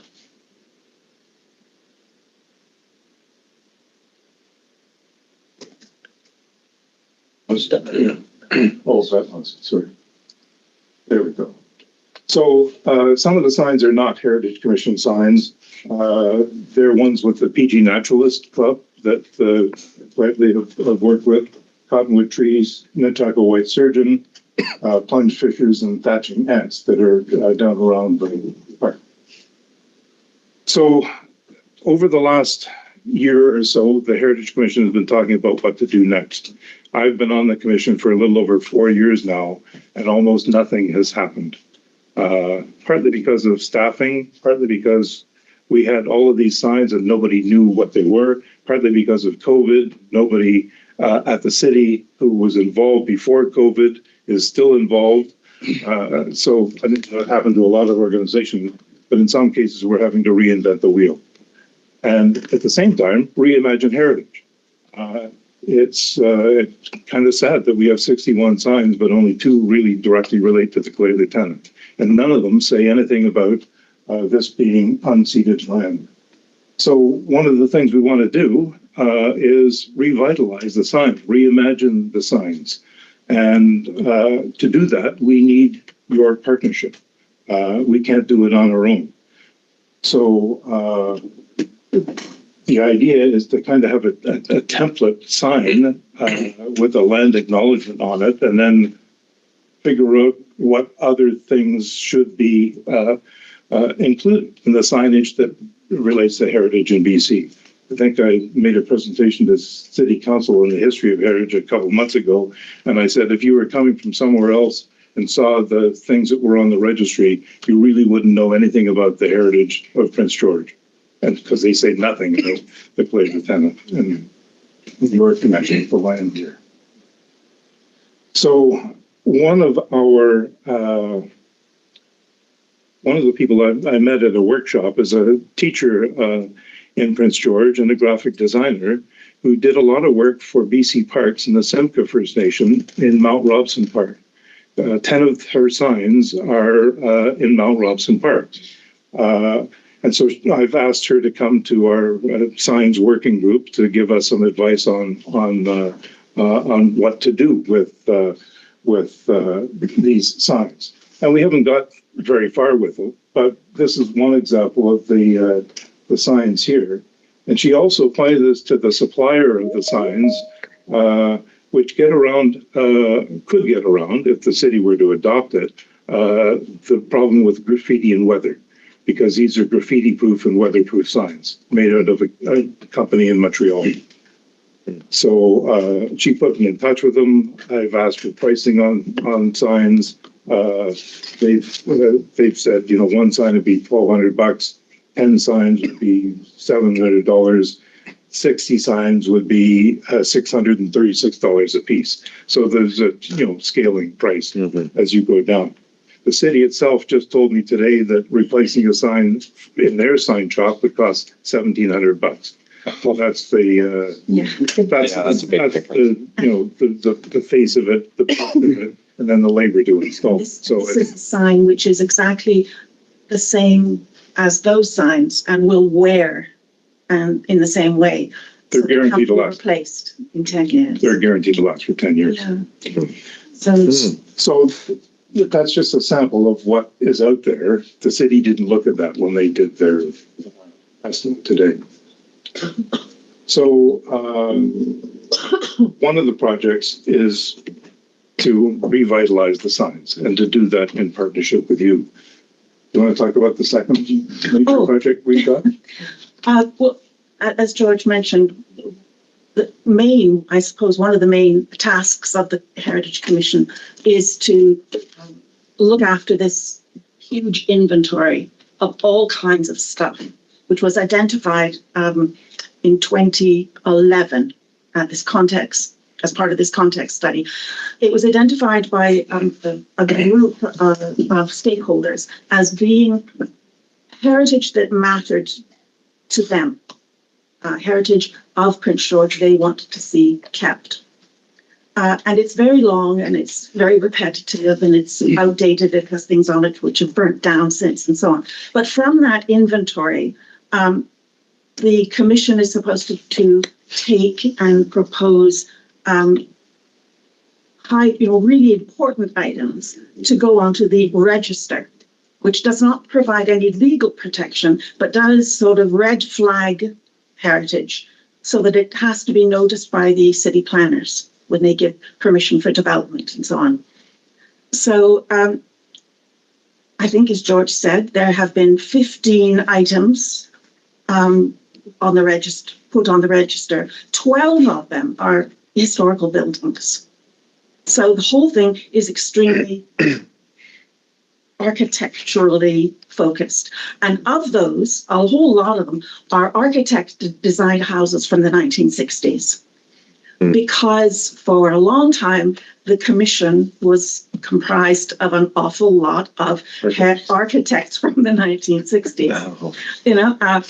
So we've decided as a commission that we want to really rethink and revamp the approach to what goes potentially onto the register.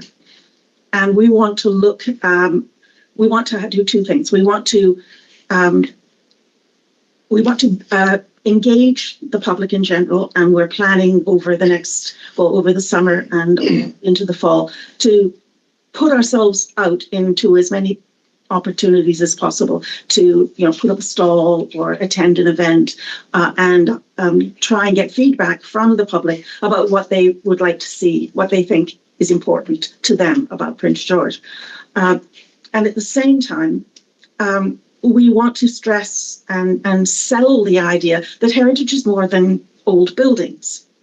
And we want people to be thinking about and looking at cultural landscapes, landscape features, views, vistas and view lines, all kinds of other intangible heritage that is more than just historical buildings. We're going to run out of historical buildings. Prince George is not a place which is rich in important structures, but it's very rich in a whole lot of other things, as you know. So we're hoping that we can pursue this project with your participation, because frankly, it is a ludicrous situation that it's mostly buildings. And it's even more ludicrous that there's really no direct representation of Indigenous First Nations heritage at all, no acknowledgement of it. I'm a newcomer here. I have only been here for a couple of years. I've been living and working abroad for a very long time.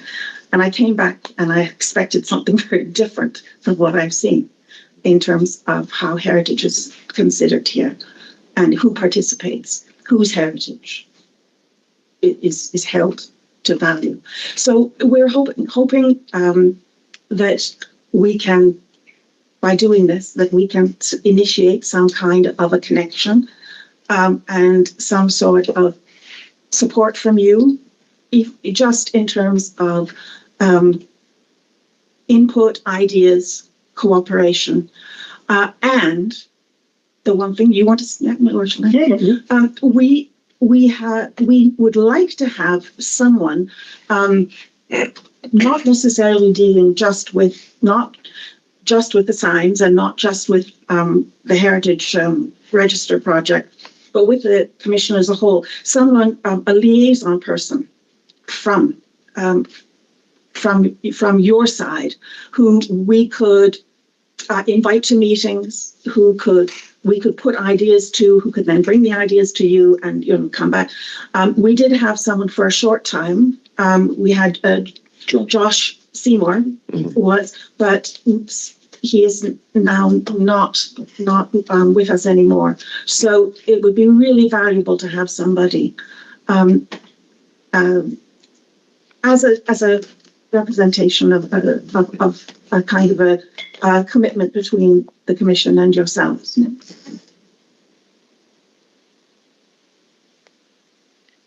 So where we've fallen down is that we haven't gone through regular city procedures to make this presentation.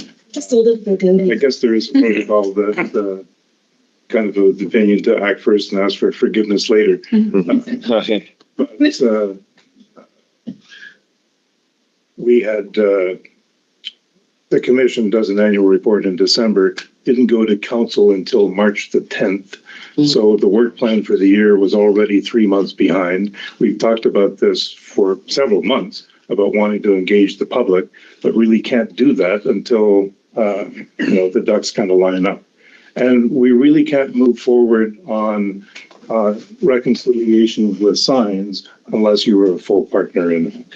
The Prince George Public Library, the Exploration Place have been partners from the beginning.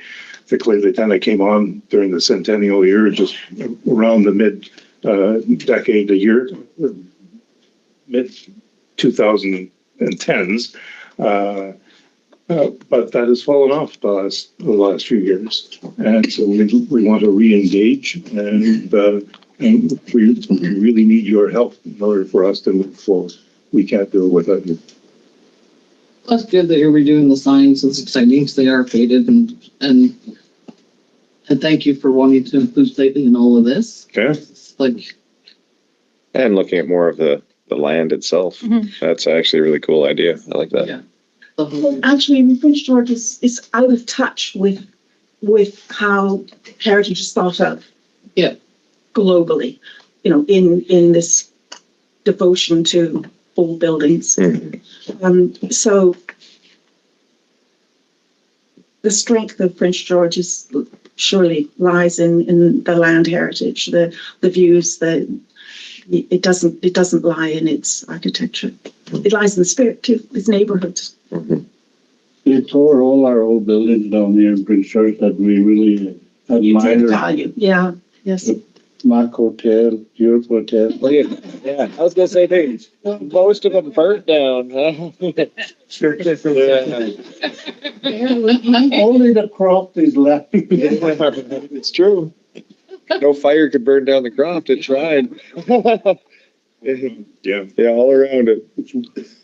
Fireproof. Yeah, with spirit. I agree that Yeah. partner up with you and help you. That's marvelous, thank you. What we'll do is, because it was thrown out like last minute, we'll give you a name next week on who to lead. That would be wonderful. That would be Yeah. really. We don't meet again until September, so. Okay. We'll still get. Although we don't meet as a commission. Right. But we have, we get around this. We have little sheets. So we have working groups.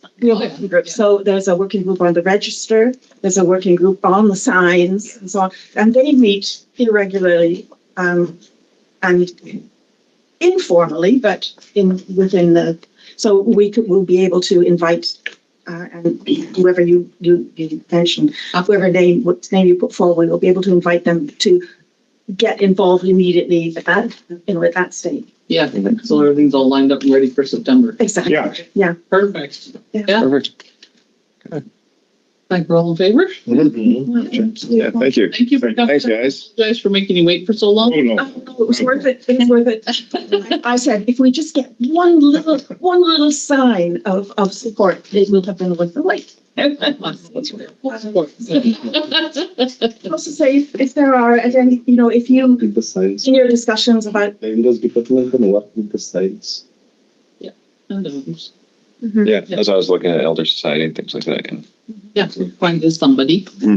Great. Get you a name next week for sure. Okay. Thank you. Thank you. Thank you so much for coming in, and again, I apologize for, thank you. Very nice to meet you.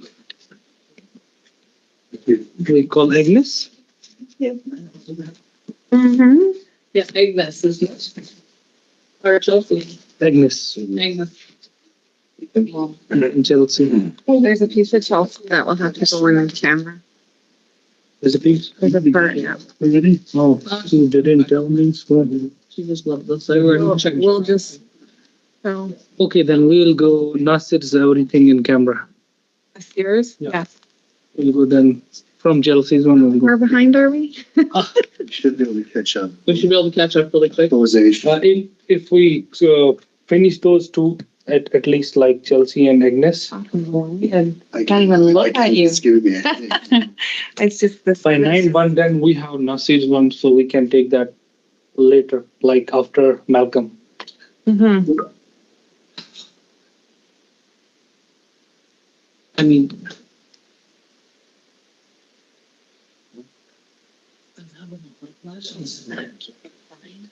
It's too hot here.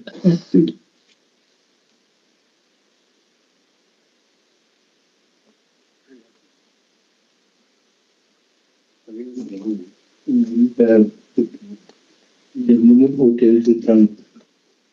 You're back by popular demand. Just can't get rid of me. Yes, Shauna Johnson. Yes.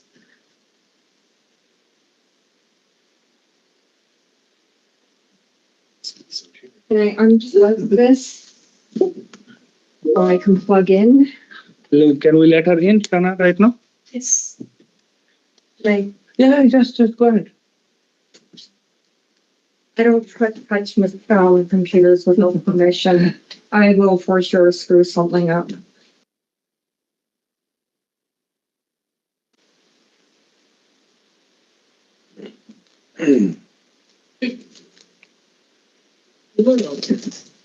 Crystal, I'm Reggie, not on can you hear those me? EMIT. The ISD, because there's two members Reggie, that can attend. Yeah. So it was, so that was Oh, okay. a miss. Reggie, can you hear me? You don't need to be on it. Okay. I mean, if you want to. And Okay, okay. Um, Okay, thank you. Yeah, Shauna is in there. Okay, thank yeah, you. I don't know. That's the one you, and I Agnes, that, you're up. Okay, so I can talk. Yep. There'll be. service, Yeah. Shauna, Okay. is Shauna in? Hi, Shauna. Hello. Hi. Shauna is with McElhaney. She did some surveys, 5 surveys in total for us to correct some cadastral fabric and to turn some field notes into an actual survey.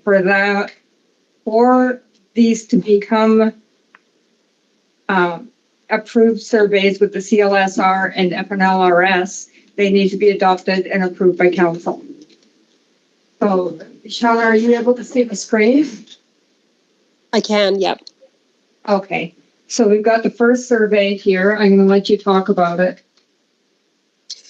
Sure. So this was originally a survey that was not, it was done many years ago, that was not actually approved by council at the time. So the lots didn't exist in the FNLRS. So what we've done here is we've rejigged a few boundaries to make more sense for either what was existing development on the lots or for future development on the lots. Okay, I'm just going to close this one and open the next.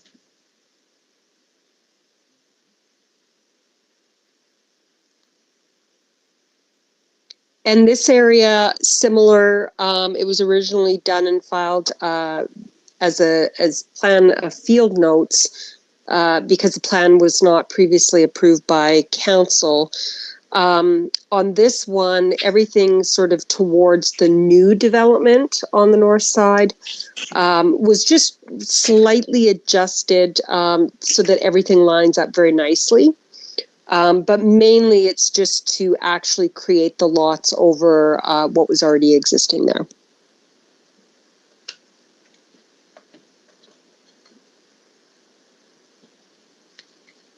And this one actually is for the future lots. So I'm not sure if this is phase 2 or phase 3 of the development on the north. So my understanding is these are all brand new lots.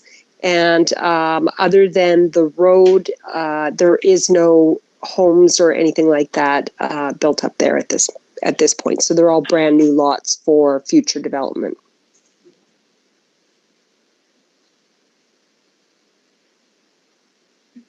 And then on the south side, very similar to the first couple of plans on the north side, all of these were just to re-establish the property lines and just sort of realign them so that they made a lot more sense for either what is to be developed or what is existing. So you can see where the dotted lines are. That was the previous lots. That's yes. That's correct. So the dotted lines are the previous boundaries and the solid lines are the new boundaries.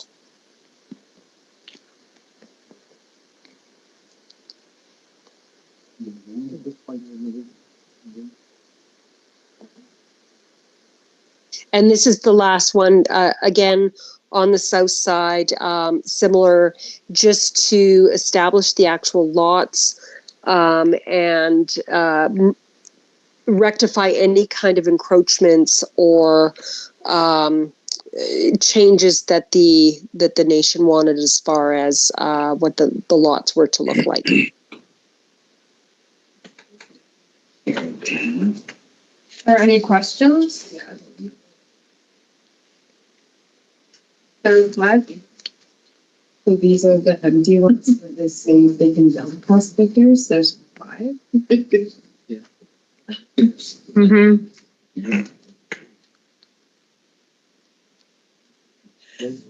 So my recommendation after reviewing this and working with Shauna is for you to sign the 5 attached BCRs to get, so we can get these accepted, and then registered in the CLSR and the First Nations Land Registry system. So when we need to encumbrance check or whatever, we need to do any kind of future development, we have this on record for future land manager.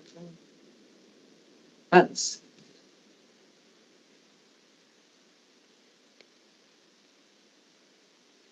okay.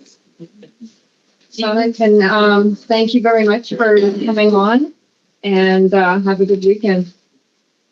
All right. Well, thank you for having me, and hopefully you have a good rest of your meeting.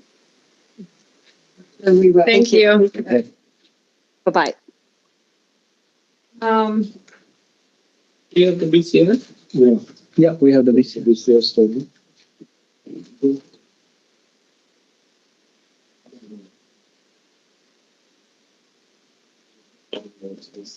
Oh, man. And then the slide one, 5 BCRs and 1 briefing note. I can send them to you if you like.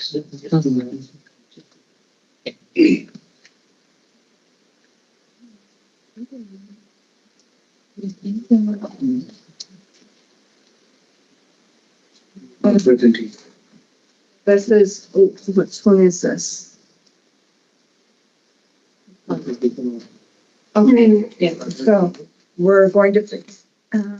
Okay, so this one we're going to keep. And then we will Yeah.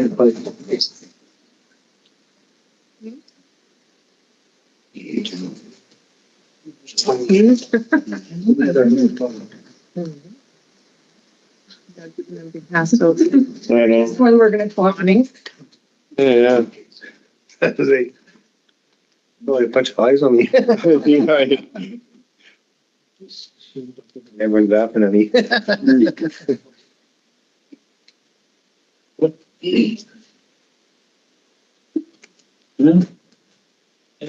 Doubled up.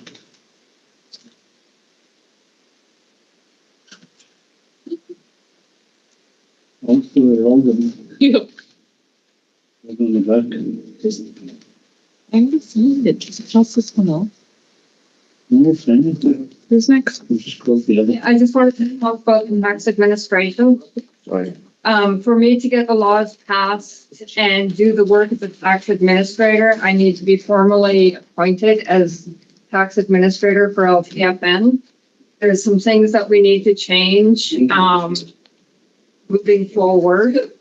This year, we've already done the budget and accepted it. I did not realize that the OSRs, the own source revenues from places like CN Rail don't come in until August. So they should actually be, when we do the budget next time, we're going to omit those from the budget. And then we're going to catch up, work a year without the OSRs. When they come in August, we're going to put them into a fund for future use for the next year. And then we're going to start abiding by our own tax laws, because we've been kind of, like, if we're not listening to our laws, we're not really setting a good example for the rest of the membership or anybody else. And we've been kind of like skimming off the top and just saying, okay, well, we'll do them when the OSRs come in. And so we're going to have to, next year is going to be a year of correction. We're going to put those OSRs into a fund and just let them wait so that they can be included in the budget for the next year. So before I can do anything, get anything passed, ask you to pass the law, I have to be appointed as the tax administrator. And then. You didn't do that yet? No. You said, here's your job. And then you all went into elections and your learning curve. And so here I am, lightly waiting.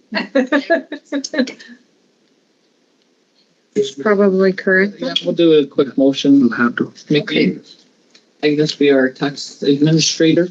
Yeah, and then next time around, I'll have all of the laws ready for you. So, by 20,000. I think in favor. Let's review our taxes. Oh, So we can sign off on everything for. Thank you, Agnes. Yeah, okay, good night. Thank you. Enjoy the rest of the meeting. Yep. Chelsey.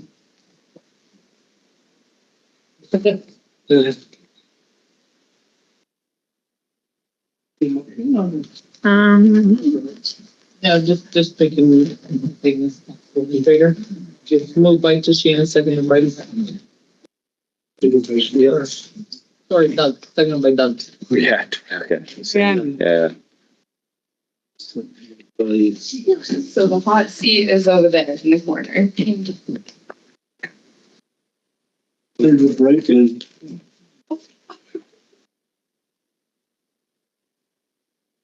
Four cancer spots in the back. You. I think this give you guys one of the.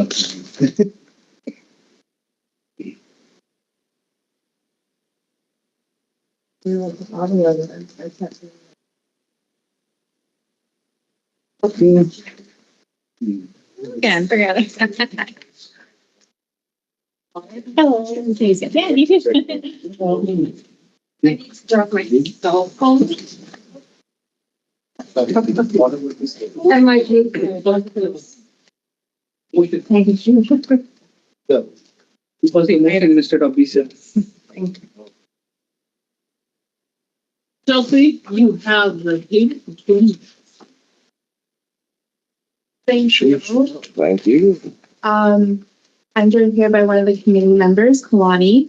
We just wanted to make this space to talk about the post-secondary education funding policy that has been enacted since June 20th of 2024. This has been a topic of discussion with the education community since the creation of the education committee. There's been a lot of feedback, and I believe that should be share some of the notes with everybody. And I was late to typing one note from Jamie Holden, so that's what I sent out. We just want to have an open discussion. We feel like there's a lot of barriers in place in the policy and procedure. For example, we don't even pay for application fees to post-secondary school with our community members, which is like the first barrier in place for them. We don't pay for travel, especially for practicum students. Jump in whenever.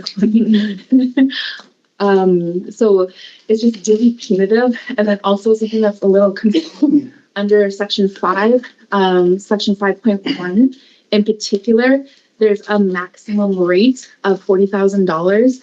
And Jamie has made a note. So if a student doesn't reach that maximum $40,000, we're supposed to pay them out the remaining amount of money. So if that's the goal of this policy, why aren't we just giving them $40,000 at the start? And that was something that was highlighted by Jamie, which I think is a really good point, and honestly, but go ahead. Yeah, we're understanding that this policy needs revision. We want to have the approval and permission to get together as a committee to fully take some time to give these revisions and give this a go over, because it's not written from an Indigenous lens in alignment with Indigenous values. And we think that it's important to have more community engagement sessions for this education policy and procedures, including the community voices and the students themselves, at least 3. There should be at least 3 sessions. We think that it would be so valuable and important to just really take the time to dig in deep to, as a group, come up with a mission statement and a value statement, a vision statement about what does education mean for us, for Clitli-Tene, for our students, even from an elders perspective, and how teaching and learning and that exchange is important to us on a cultural level, because the goal of education from our community and our community voices should be what shapes our policies. And in Justice Marie Sinclair's words, education is what got us into this mess, and education is what can get us out. So it feels like a really important and healing central piece to our growth as a community, to be able to take the time to uplift our amazing committee members, because we have a really good group on this committee. We're always sharing like ideas and like really paying close attention to all the ways that we can support our members. And so I think that, I mean, this is just like a start of the details that we've been digging into. So we're excited to And Kelani, get into it more. I'm pretty sure you got the whole table agreeing with you on this policy. But Crystal? Sorry, I was just gonna say, as I just inhaled a piece of the chip that was in my mouth.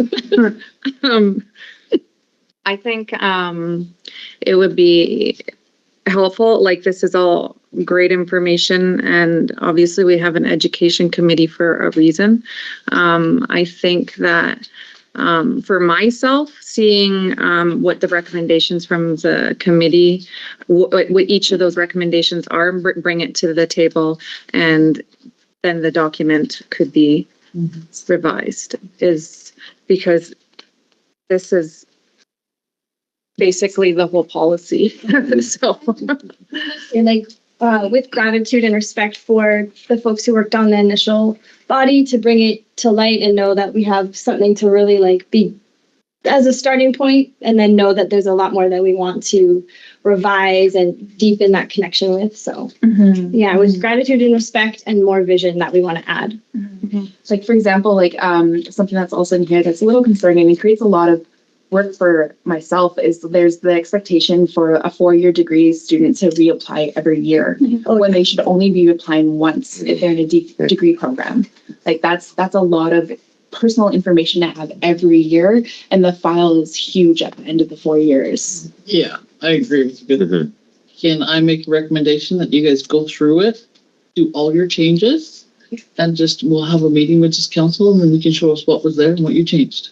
Okay, great. That would be the easiest way to do this. Okay. Like that way you guys make the changes, because you guys are the committees. You guys are gonna have to make recommendations for us. Right. I think that would be the best and the fastest way. Okay. Right? Well, Thanks, for Ray. Thank you. I know she has more to talk to you all about separate from this part, so I will let you carry on. Nice to see everybody. Perfect. Yeah, thanks. Bye again. We're pretty easy when it comes to education. Yeah, that's major. Yeah. And then the second piece of was the draft agenda for the education gala, not gala, celebration next Saturday. It's just a draft, so I'm open to any suggestions. I did, I'm just gonna come over. I did put you guys down for 2:20 to address everyone. So whoever would like to speak, whoever would like to speak, please do. I'm waiting for confirmation. I know. I'm like, from I don't see that. I give you the document right there. Oh, it's in front of me. Okay, that's the new one. Okay, thank you. The new one. The new one, yeah. Okay. Yes, you can get it. Oh no, that's You have it. Not it. I know. You know. So this is just a rough draft. So like I'm open to any flow of it, how it goes. I did break down the graduating students. So we have 7 kindergarten students moving to grade 1. Their names are listed. We have 17 elementary students moving from grade 7 to grade 8. And then we have 26 grade 12 students. So that's really, really good number, you guys. Super excited. And then on the very last page was the breakdown of the senior that you guys have graciously are going to be giving out. So, and then everybody in elementary school will be receiving a gift bag, which includes Little Mikey's granted. which includes like a floor puzzle, bubbles, fidget toys, stickers, a scrapbook, and then everyone's getting hoodies. The grade 7s are getting drums. Joshua has agreed to make them. The grade 12 students are getting laptops. The post-secondary students are also getting drums. I'm hoping that I can find enough braided sweetgrass to include a braided sweetgrass in each of the drums. So this is just a rough draft. If you guys want to include anything, please let me know. And then, yeah, and then. Did you get a hold of Wes in time to get the drums? No, so Joshua's the one that he's going to be making it, and he's making it at a really discounted rate compared to